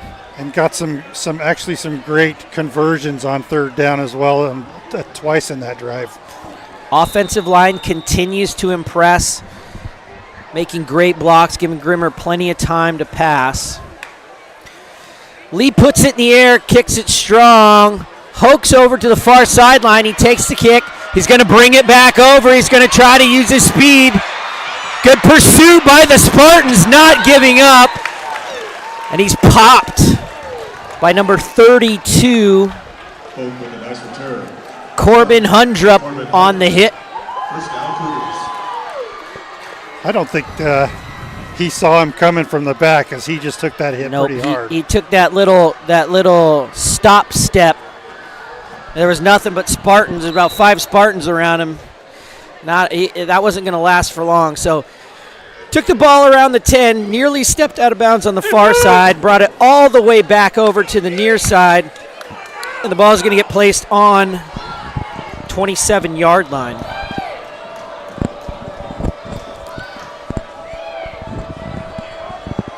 Bothell brings it to the line. Snap by Vyers, fakes a handoff, rolls to his right, tries to drop a little speed screen there to number 5, Toby Johnson, just beyond his fingertips. Yeah, good move. Also, the option that they run is really is fooling the Skyline defense. Well, that's a good misdirection play there. So Vyers going to have 3 receivers this time. Jude Roy to the near side, Mingo Lemley, and Ezra Giesbrecht up top. Vyers drops back, looking to throw, looking to connect with number 4, Mingo Lemley. Ball's overthrown, going to bring up 3rd down and 10.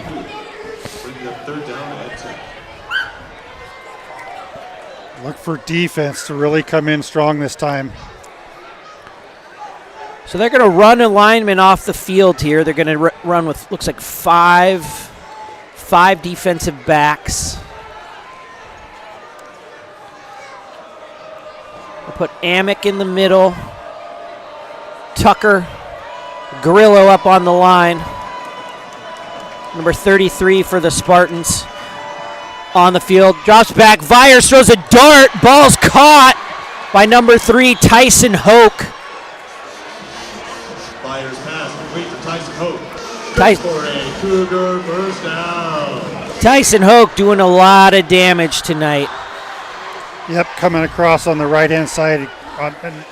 He'd take a few plays off, came back in the game, ran a nice little route, sat down in the zone, and Vyers threw a bullet.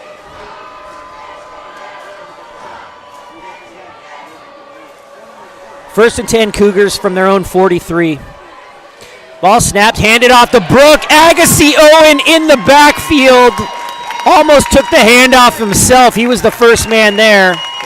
J.P. Jones and Alex Tucker converge quickly to help out with the stop.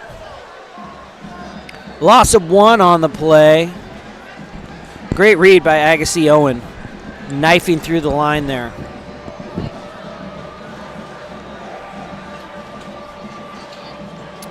Defense has had great penetration on the running game. They haven't been able to move the ball on the ground. 2 receivers to the near side for Vyers, Hoke and Lemley. Takes a snap, fakes a handoff, drops back, looking to throw back to the left side, completes the pass to Hoke around the 46, and he's spun down by number 21, James Ursich. J.P. Jones was there to help. So no gain, short gain on the play, 3-yard pickup.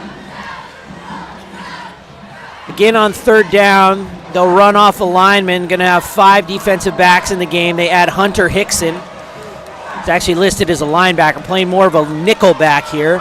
Grillo moves up to the line. Bothell looks over to the line for the audible. Vyers takes a snap, drops back. He's looking to his left. He lets it fly. Gatien goes up, and a great play! Nicholas Gatien goes up with Lemley and just knocks the ball out of his hands. Nick Gatien. Gatien having a game. A little bit of height advantage there for Lemley. They got him down at 6'3". Gatien's got to be under 6 foot. Yep. Very athletic play, good coverage, good ball skills there. And breaking up a big play, bringing up a big 4th down. Yeah, it looked like the offensive receiver might have had a beat on the ball, but Gatien knew exactly where that ball was. Bothell. First charge timeout. So Bothell takes a timeout. 4th and 7. 3 minutes and 27 seconds. Going to thank some sponsors here. Lindsay Hatch Real Estate. Lindsay's goal is not to just be a real estate agent, but to be your trusted advisor, neighbor, and friend. And for Summit Oral Surgery, another proud sponsor for our Skyline community and Spartan football. They are local specialists in wisdom teeth extractions and dental implants. So here's the formation that broke this game open for the Cougars. That punt. So we'll see what happens here. Hoke back to kick. Yeah, we'd like to see the Spartan defense not make any mistakes this time and give them 5 yards, even though it would still be a 4th down. Ball snap. Hoke again takes a look. He's going to kick this one.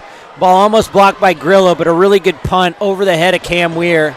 And that ball's going to roll. Ooh, it took a very nice Bothell bounce and be down around the 2 or 3 yard line. Punt by Tyson Hoke. Nice punt by Hoke there. Yeah, Hoke I think he was doing that option thing again, seeing what was available, and he almost got that punt blocked.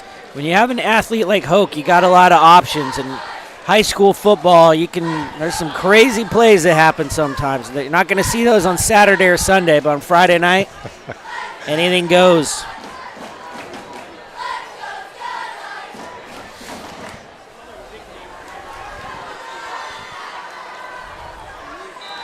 Also want to thank Reardon Honda, proud sponsor of Skyline Football. They've got all the models to meet their customers' needs.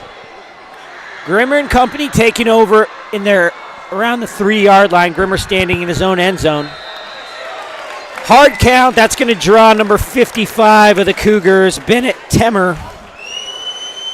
Called for the offsides and immediately brought off the field. 5-yard penalty. He's replaced by number 66, Braden Bokath. And that'll give the Spartans a little bit of breathing room there from their 3 to the 8. Bring the ball out to the 8.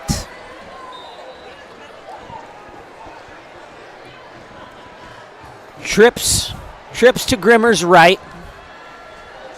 It's going to be another screen. Ball goes out to Weir. He's got a couple blockers out there, and Fisher and Morgan. Jackson Manold also out there blocking for him.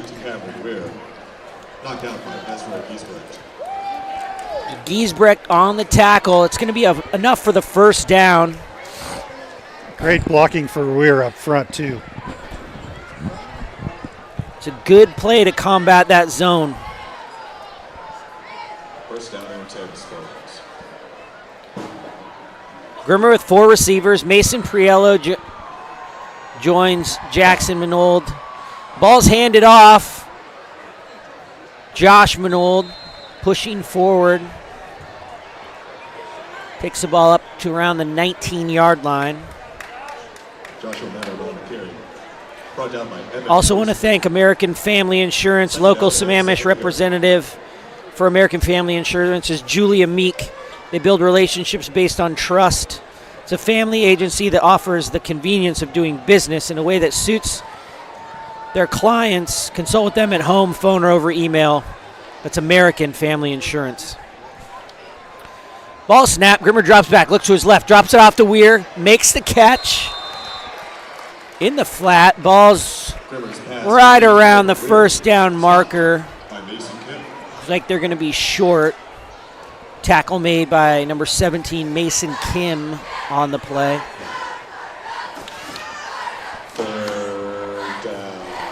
Third and 1 for the Spartans. J.P. Jones comes on. They add a tight end to the line here. Ball's handed to Minold. He makes a move up the line, has the first down. We see a flag come in the backfield.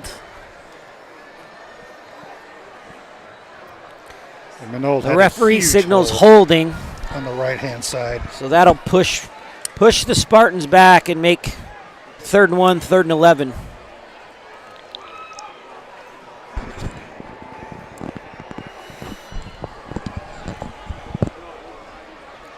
Ball be placed on the 16-yard line. Holding. Offense number 73. 10-yard penalty for the previous spot. Replay 3rd down. So senior captain Trevor Steinbach called for the hold on that play. Brings up 3rd and long. Bothell fans making some noise. Clock runs, 1:40 left to go here in the 3rd quarter.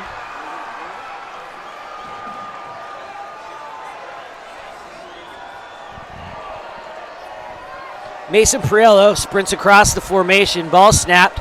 Grimmer drops back. He's got time. He looks. He lets the ball go. Does he have enough air? Weir goes up and makes a spectacular catch. 2 defenders closing in. Cam Weir showing those ball skills. Big gainer up to the 46-yard line of the Cougars. Great pass by Grimmer, letting Cam Weir make a play. A fantastic catch. Big play right there for the Spartans. Yeah, Grimmer showed some real arm that time. It was nice to see him really cock back and let that thing go. Mason Priello goes in motion across the formation to the far side. Grimmer takes a snap, rolls left, drops back, looking to his right. No one's home. And they're going to drop a flag on that one, too. There are no receivers in the area. Could have been a miscommunication there. It looked like a timing pattern. I think Grimmer thought somebody was going to be there.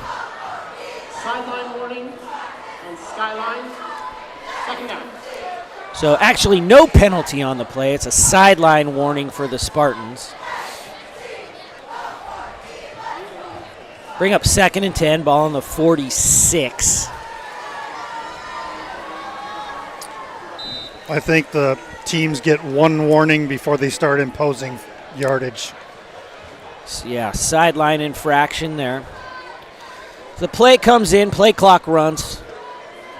Game clock is stopped, 54 seconds left in the 3rd quarter. Scores 14-10, Bothell Cougars. 3 receivers to the far side for Grimmer. He drops back to pass, looking over to his left, drops back, lets it fly. Another nice catch by Cam Weir. He takes the ball up to the 43, be a couple yards short of the first down. Pickup of, they've got it marked at the 43. 38, pardon me. So pickup of about 8 on the play. 3rd and 2.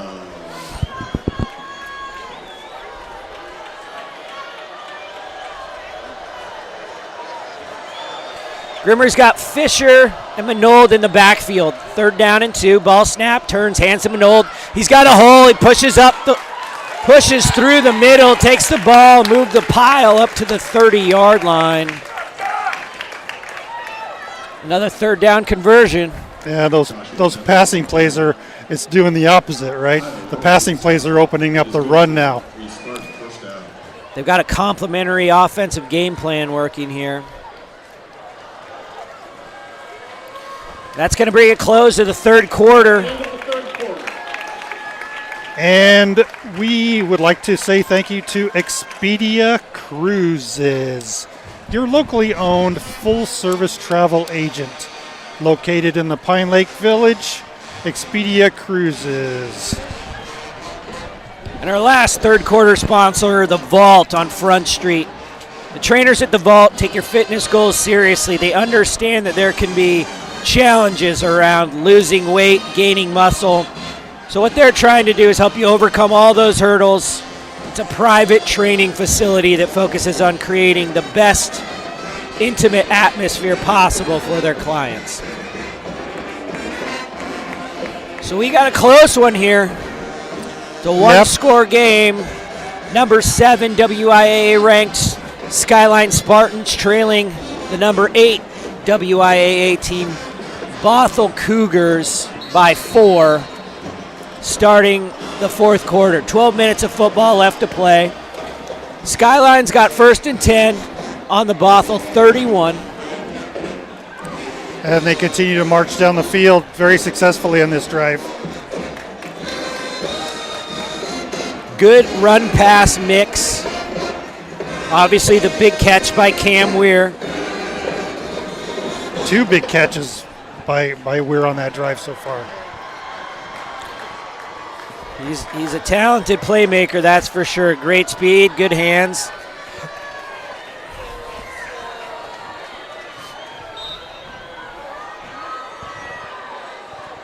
Grimmer in the pistol, line comes set.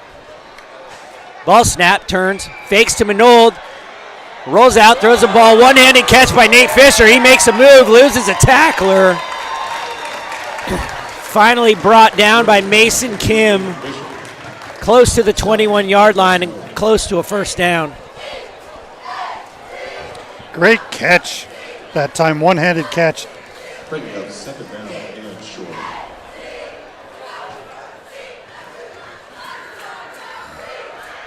Second and 1, ball's on the 22. Grimmer and company operating. Weir and Morgan out wide. There's the snap. Handed off to Manold. He pushes upfield. That's going to be enough for the 1st down, taking the ball down to the 15-yard line. Josh Manold with a gain on that play.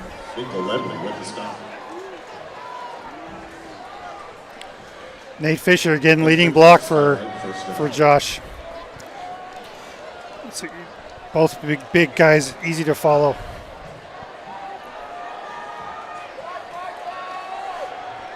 First and 10, ball's on the 16. Grimmer takes a snap. They come left. He hands the ball to Manold. He makes a move, pushes through the line. Takes the ball down to the 10. Tackle made by number 4, Lemley.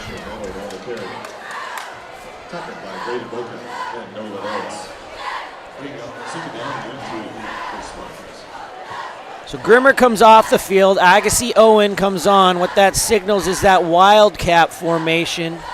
Manold will take the snap. He's got Owen as the up back. Ball snap. Manold loses the handle, falls on top of it just to maintain possession. We'll lose a couple on the play. It's probably going to bring up 3rd and 6-ish.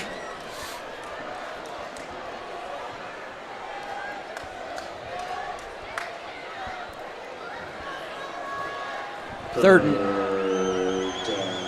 3rd and 8. The PA announcer sort of poorly times his 3rd down. Not like our Skyline PA extraordinaire, Mike Schubert.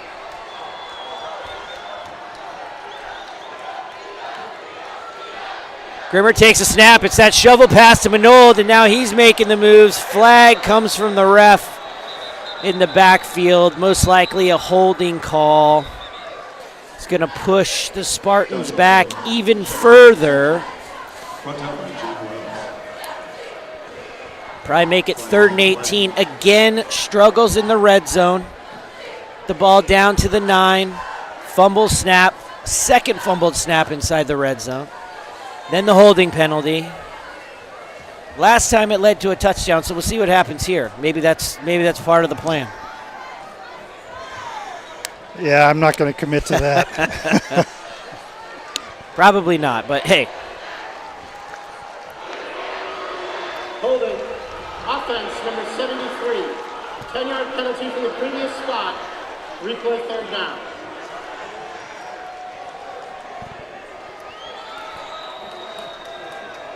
Third and 18 for Grimmer.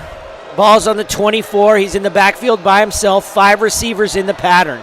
He drops back, pauses, rolling to his right. He looks, he lets the ball go. Ball is called incomplete. Short hops. Nate Fisher down around the 16. Fisher's pleading his case, saying he got his arms underneath. The ref doesn't see it that way. Sean Lee gonna come onto the field. It'll be a 40-yard attempt for Lee.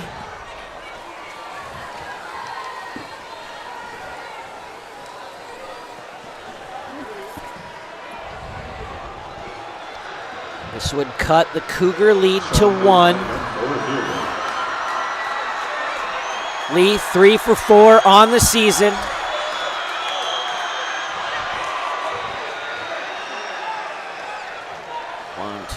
Delay of game. Play clock ran out. That's going to add 5 yards. Delay of game. Offense.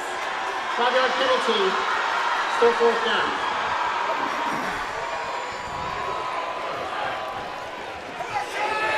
So 40 becomes 45. Sean Lee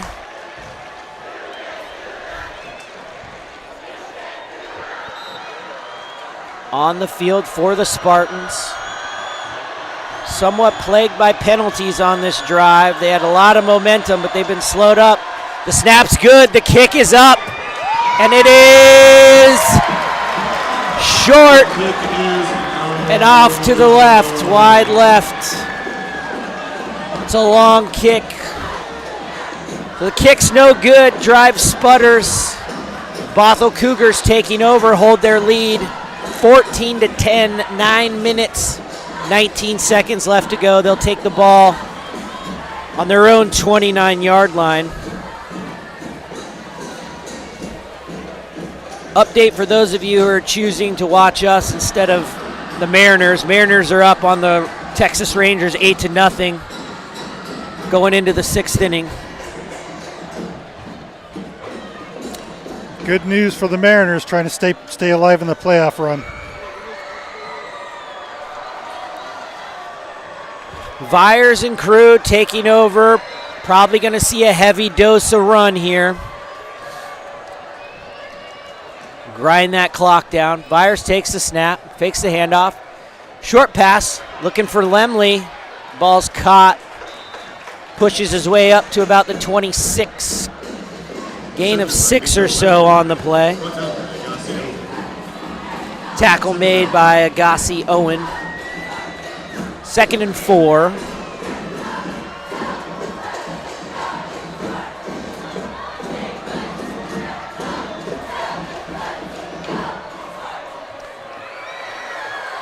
Vyers with 2 receivers to the near side. That's his left.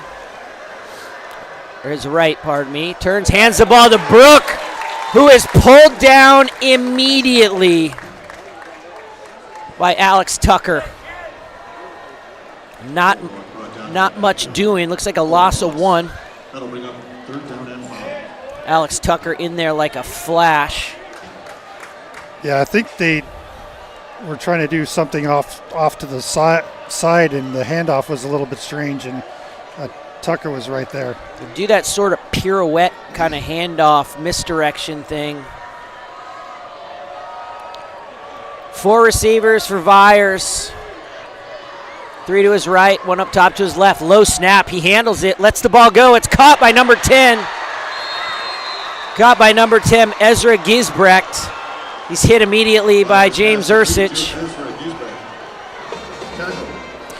Going to be enough for the first down. Moving the ball to the 36. Clock runs 7:47 left to go in the game. Giesbrecht will go off. They'll send on number 33, Isaiah Madayag. He'll be that second back to join Cole Brook in the backfield with Vyers. Ball snap turn. They're going to hand the ball to Brook. He's got a hole. Good blocking up front. He's able to push the ball up to the 46. Going to be close to a first down. Looks like it's going to be just a hair short. Second down and 1. Gain of 9 for Cole Brook on the play.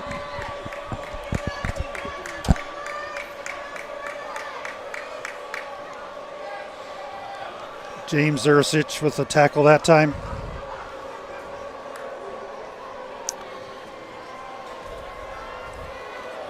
So Bothell will stay with 2 backs, tight end, 2 receivers. Skyline pushing up, taking the snap. They're going to try up top. They let the ball go. It's caught by Tyson Hoke.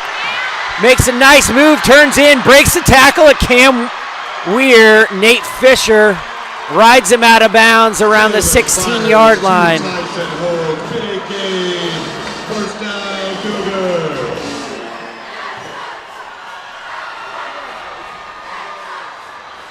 So Spartans brought up the defense. Cougars sniffed it. Were able to get the ball to Hoke, who made a nice little move, and then he broke Cam Weir's tackle and picked up a big chunk of yards. Yeah, Hoke has been the killer tonight for the Spartans for sure. 1st and 10 from the 17. Takes snap, hands the ball to Cole Brook. He pushes right up the middle. Picks up a good chunk of yards. Looks like about 7. Cole Brook on the carry. Nassie Owen with the tackle. Tackle made by Owen. Quick sponsor shout out here. North Bend Chevrolet is excited to support Spartan football and the community with locations in North Bend, Bellevue, and Monroe. 2nd and 3, ball on the 10-yard line. Vyers changing the play at the line. He moves. The snap goes to Cole. Hoke has the ball now. He's going to pass, and he's able to complete the pass to number 2 to Vyers. It looks like they've got the ball down to the 1, maybe even inside the 1. A little razzle-dazzle there. The ball went to Cole. Hoke came around, took the pitch. I was able to find Vyers in the flat, but he was hit immediately. Not a lot of room. But they're inching closer. So 1st and goal, ball on the 1.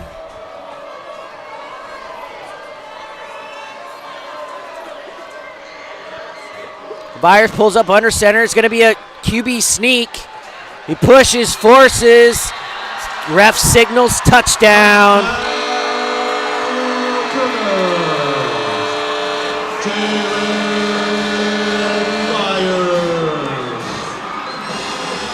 So Vyers keeps it himself, sneaks it in, extends the lead to 11, or to 10 for the time being.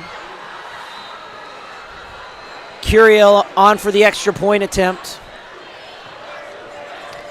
So this now becomes a 2-score game with 5 minutes and 30 seconds left.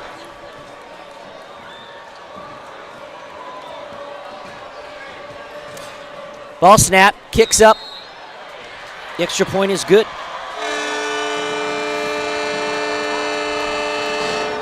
The kick is good. Rakesh Piran is an honored Spartan High School football sponsor. Award-winning practice. He serves patients for aesthetic and cosmetic surgery. And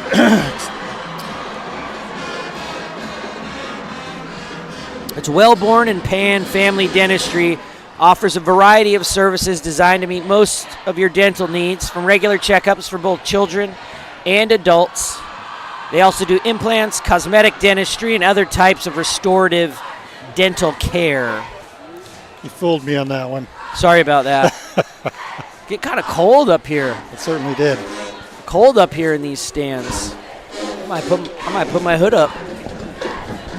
So 5 minutes, 30 seconds left to play. Bothell Cougars leading your Skyline Spartans 21-10. 5:30 left to play. Spartans will get the ball. J.P. Jones and Nate Fisher are back, standing at their 10-yard line. Mason Priello and Cam Weir are the up men, standing at the 30. Curiel puts it up. Jones going to take the ball around the 18. He pitches it to Puriel. He throws it back to Cam Weir on the far side. He's got some room. A little razzle-dazzle of their own. Cam Weir jumps a player, still on his feet, but is able to... Cougars are able to slow him up. There's a flag on the play. We'll see what happens here. Flag came in around the tackle.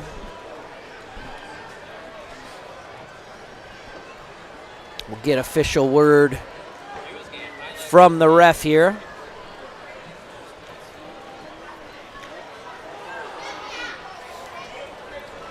Spartans are coming. Face mask, kicking team number 10. 5 yards added to the end of the run. Skyline football, first down.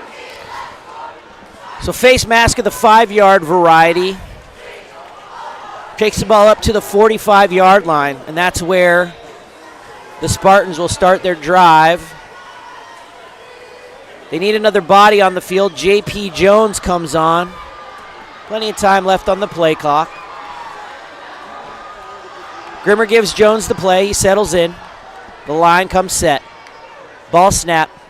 Drop back, looking for Weir on a little screen. He makes the catch. Moving and shaking. Takes the ball up to the 47-yard line across midfield. Just short of the first down. Pick up a 8 on the play. Yep, and like you talked about, give the ball to the playmakers and let them take it upfield. See what they can do. 2nd and 2. 4 receivers for Grimmer. He drops back, looks for Luke Morgan. Ball goes right through his hands. Number 13, Jude Roy closing in. He might have heard footsteps on that one as he sort of pulled his hands in there at the last second. Yeah. So that'll bring up 3rd down. Ball's on the 47-yard line. Clock stopped at 5:08.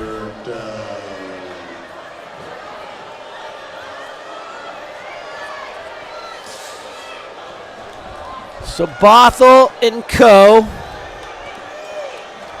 The fans trying to make a little noise here on 3rd down. It's 3rd and 2. Delayed handoff to Manold. He runs to the line. Nothing there. He makes a move. Bounces outside. He's able to pick up the first down. Getting the ball up to about the 42. Chains will move. Clock will stop while the chains move. Good for a Skyline first down.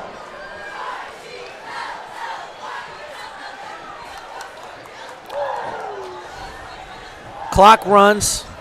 4:55 left. Fisher, Weir, Morgan, Jones, and Manold at the skill positions for Grimmer. Ball snapped. He turns, fakes the handoff. They're looking to set up a screen to J.P. Jones. He makes the catch, breaks the tackle, pushes forward, taking the ball down to the 36-yard line.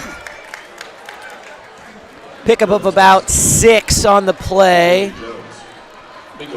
2nd and 4. Great focus by J.P. Jones. He was bobbling that ball for a little bit, and he's still able to grab it and get upfield. Screen worked out well. Grimmer just got it past the defender.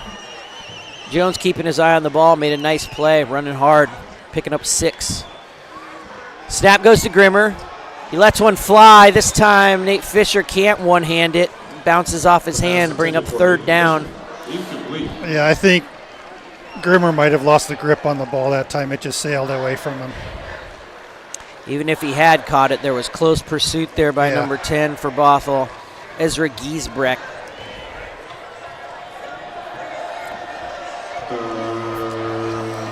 .406, 3rd down and 4. Ball on the 36-yard line. Grimmer takes a snap, drops back, looks to his left, fires. That ball's intercepted by number 13, Jude Roy. He's got a lot of green, and he's going to take that baby to the house. Touchdown, Bothell.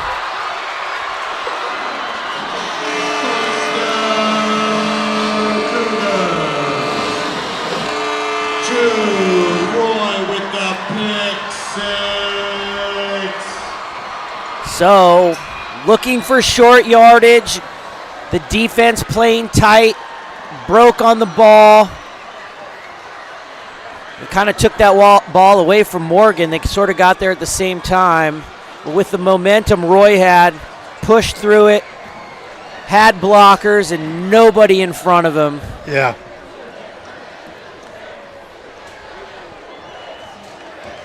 So 62-yard interception return for a touchdown. Takes the lead 27-10 with 3:53 left to play here in the game. Snaps good, holds good, kicks good. The kick is good. Leading the score to the Bothell Cougars 28, the Skyline Spartans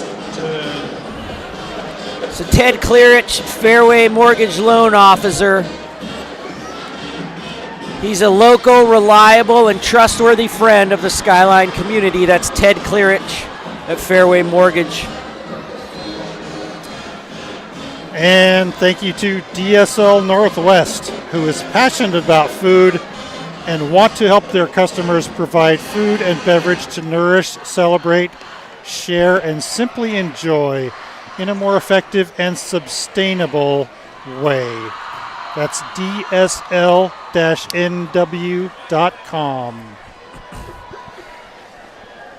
So that's a bit of a punch to the gut. 18 points separating these two teams now. Bothell up 28-10 on the Spartans. Only 3 minutes and 53 seconds left to play. Cougars will tee it up. Fisher and Jones back deep. The up men are Priello and Weir.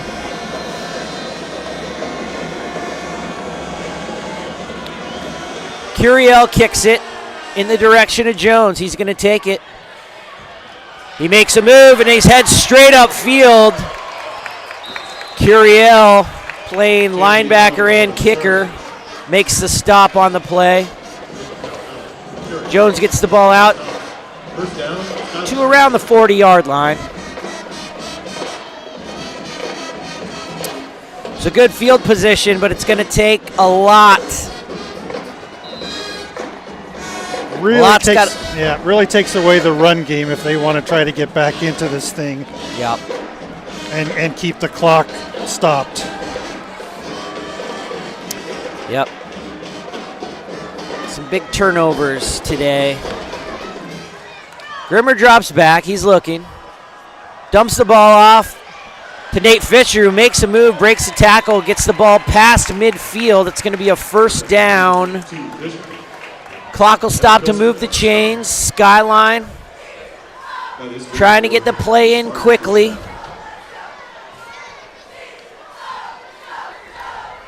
Fisher, Jackson, Minold, Luke Morgan to the near side. To Grimmer's left, he takes a snap, looking to his left, looking that way, now rolls to his right. Tries to get rid of the ball quickly, and he was hit late by number 4. Pass intended for Joshua. Mingo Lemley got there a little bit late. The play happened right in front of the ref.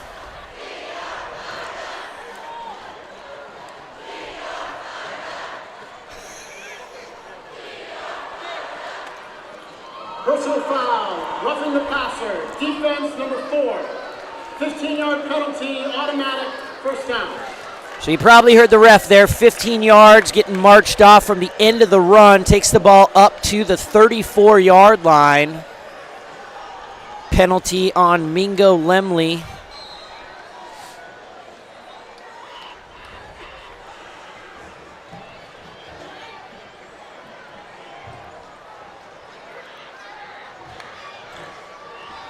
Grimmer takes a snap, drops the ball over the middle to Manold.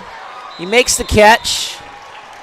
Number 32 for the Cougars, Jake Wells hangs on for the tackle.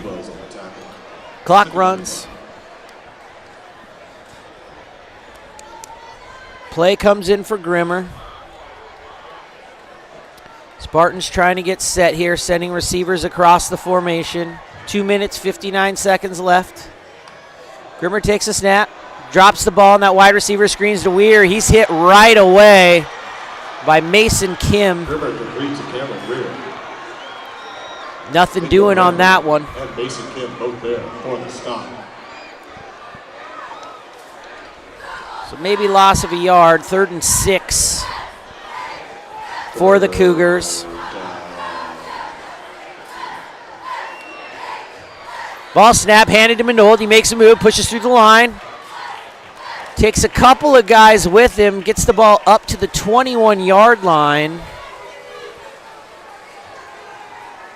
That's going to move the chains and stop the clock.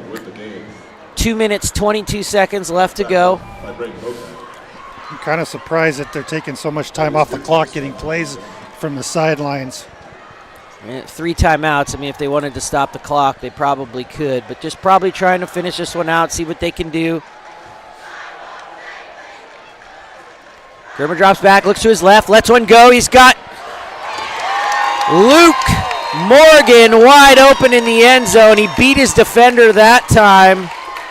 Jude Roy was the recipient of that interception earlier, got beat on that play. Luke Morgan, nice pass from Grimmer for the touchdown. Yep, right on the numbers. Good ball, good catch. It's going to make it 16-28. Cougars.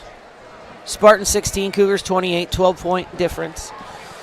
Extra point here, make it 11, and still 2 scores with 2 minutes left to play. Sean Lee with a kick, and it's good. That would have been in the 3rd story, Kyle. 3rd story sweep kick. So we'll see what happens. We'll see if they come out, if they want to kick it off, kick it away, or if they're going to try for an onside here. Skyline special teams huddling on the sidelines down here just right in front of us. We're on the visitors' side. We're placed right around the 44-yard line, right behind the Spartan bench here. Up about, what are we, row 5, row 6? Pop Keeney's a pretty cool place to watch a game. Beautiful field, nice facility, lots of room for everybody. Good turnout here. This is probably one of the bigger crowds we've seen at any of the games so far. Yeah. Lots of folks, lots of community coming out to support their team. A good turnout for the Spartans as well. And we got a really nice weather today. My son was here Tuesday and last night, and it was raining both nights. So even though it's a little bit chilly, there's been no rain dropping. We're sort of headed into that sort of time of year, Kyle, but it was beautiful today. It's supposed to be beautiful for the weekend, so hopefully us Washingtonians can get outside and enjoy a little bit of last bit of sunshine we'll see for a while. Lee and company to the line. Going to be an onside kick. Ball goes down, knocked around. Pile up. Bothell hangs on to it. Recovered by number 44, Kyle Jorg. First down.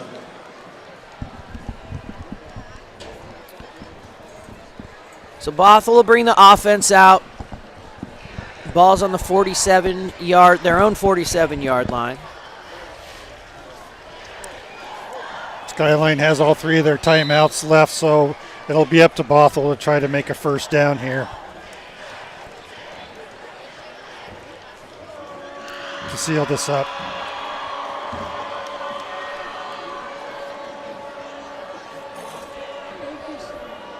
First and 10, ball's on the 47.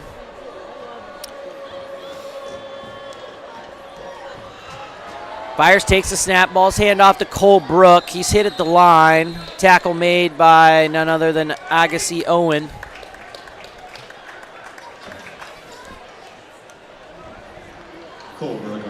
That'll bring second down and 10. Skyline. Spartans call for the timeout. Timeout of the half.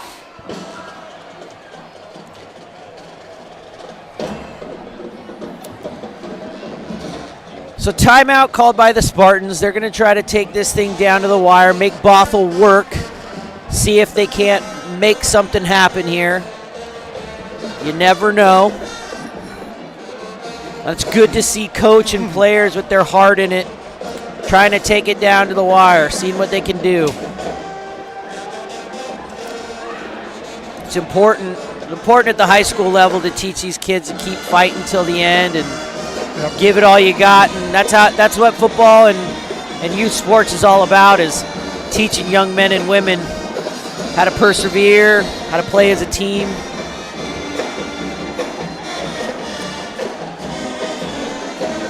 Yeah, and the defense has still been strong tonight, even though the points have been run up against them. It really was a special teams play, and then of course a pick. So not really the fault of the defense, but and still a really strong showing by them. Absolutely. Byers, trouble with the snap. He's going to try to run. He's still on his feet. He's hit and dragged down by Zane Kiweva. Timeout. Skyline. Another timeout for the Spartans. 3rd and 10. Ball still at the 47. Byers had a little trouble with the snap. It was down around his knee. He was able to manage it, but it didn't work well for the fake. He was able to break a few tackles and spin around, but eventually succumbed to the defense. He showed some great athleticism too. He's a hard guy to bring down. I think he's 6'2", 6'3". Roster here has him at 6'4", 180, junior. And yeah, he's shown a lot of athleticism. He's been able to roll out. He's got a strong arm. He's put the ball up in the air, throws a nice spiral. So somebody will be probably looking at playing against next year also. Yeah, and also he's a running threat too, which really puts an extra running back in the backfield.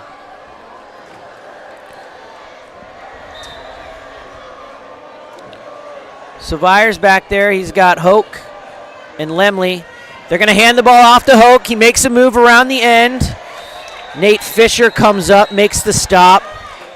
Skyline will take their 3rd and final timeout. 1:41 left to play. So no gain on the play. Skyline. 3rd and 5. First play of the half. So no timeouts. Spartans hoping they'll get the ball back on a punt here. 11 points to overcome.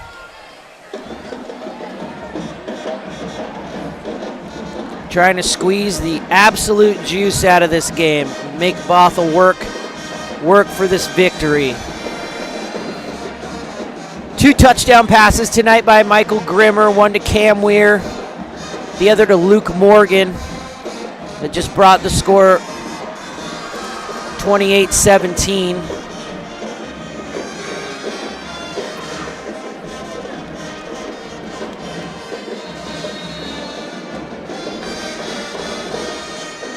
The punt team comes onto the field.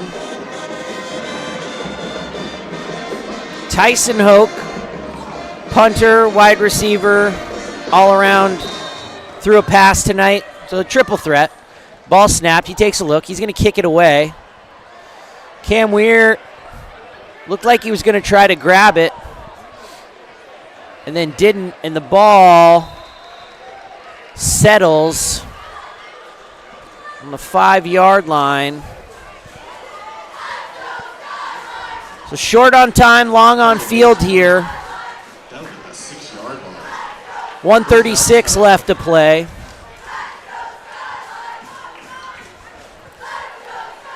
Those cheerleaders hanging in here at the end as well. Yep, good for them. Audience still left too. Absolutely. Still a good contingent here for the Spartans. So they're going to bring back out the starters, and looks like we're going to see some fun. Yep. Looks like they're gonna try to shoot it out here. Next week we'll be coming to you. We'll be at Spartan Stadium taking on a different large feline in the North Creek Jaguars. Grimmer takes a snap, drops back, looking to his left, comes back to his right. Nobody's home. Looks like Cam Weir was probably supposed to break that off. And it just sort of went to nobody. And the ball late boy. Flag. Yep. So it'll be half the distance to the goal. Make it second down.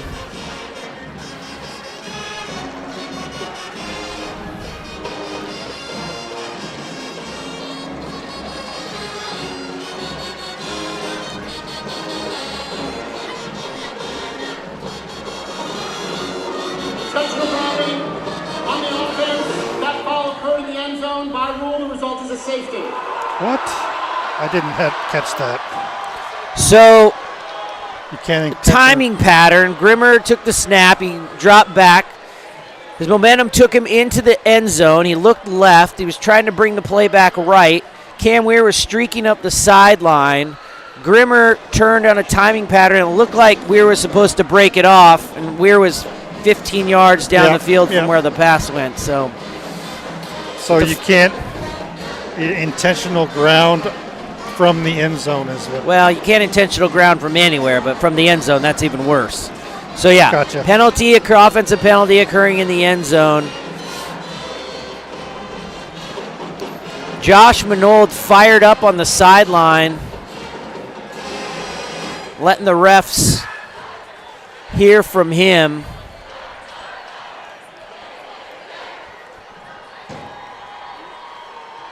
So Sean Lee and company for the Spartans are going to kick off from their own 20.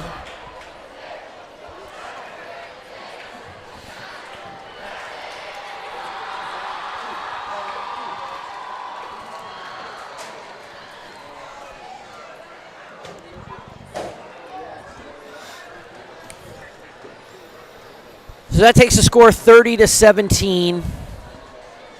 Cougars are going to come away with the win here tonight with 1:31 left to play. Sean Lee lining up for the free kick.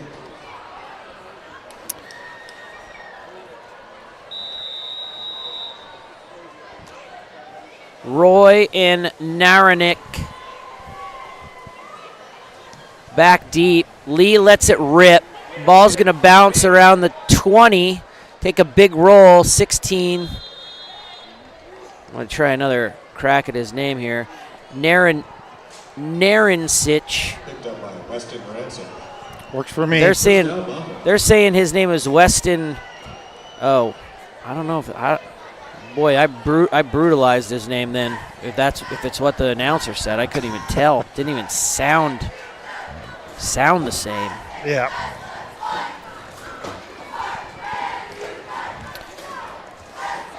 So I want to thank the Skyline Quarterback Club for putting this thing on. Another, probably technically our strongest broadcast. Had the sideline camera going.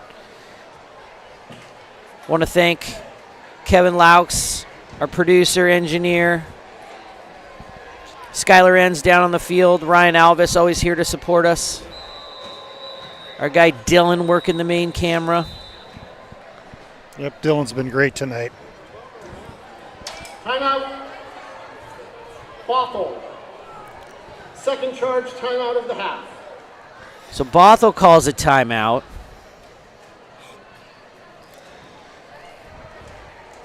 Again, reminder, next week we'll be coming to you from Spartan Stadium, the friendly confines of Spartan Stadium, taking on the North Creek Wildcats. North Creek, not the powerhouse that its neighbor Bothell here is. They share this field with Bothell and Woodinville, who are both ranked in the top 10 WIAA at the 4A level. Inglemore and North Creek are a little lower in the rankings. They also share this as their home field, and it's a beautiful facility. So we'll be taking on North Creek. They've got just one win under their belt so far this year.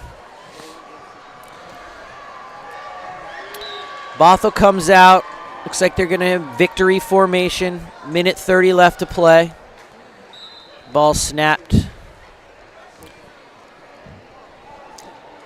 Vyers takes a knee. Yeah, this is a very, very nice stadium, especially with the apartments to the south. I believe there's a shopping center very close by. Yeah. It's really, really a nice place and really in downtown Bothell. Yeah, it's pretty unique as far as high school sports go here in the Northwest. I mean, really beautiful, really just right smack in the middle of the city. Seahawks did a game here, like a scrimmage here, pre-pandemic. Huh. Traffic was really bad in Bothell that day. I'm sure. Yeah. Vyers takes a snap, puts a knee down, 45 seconds left. They're going to have to snap it one more time to bring the game to a close.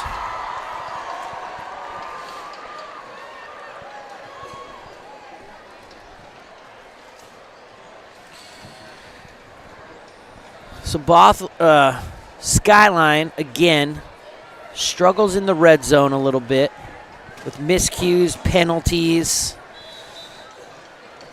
It's just sort of unfortunate. They're able to get the ball in the end zone a couple of times. Grimmer with a couple of touchdown passes. But big plays by the Bothell special teams, big play by the defense is really the difference in this one.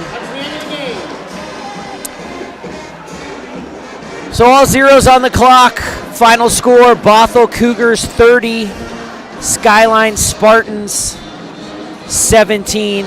Again, we'll be with you next week from Spartan Stadium, where the Spartans will take on the North Creek Jaguars. You got anything, Kyle, before we get out of here? Great job again tonight, Rob. You are fantastic and a lot of fun to be alongside. Likewise, my so friend. Thank you very much for laughing at my jokes, mostly. For myself, Spartan Quarterback Club, Kyle, everybody associated with the live stream, we just want to say thank you so much for watching. We encourage you to have a great week. Be well, be good, be lucky, and good night. October 13th at 7 p.m. as Bothell takes on the Woodinville Falcons. Right here at Popkini Stadium, the premier venue in Washington State High School.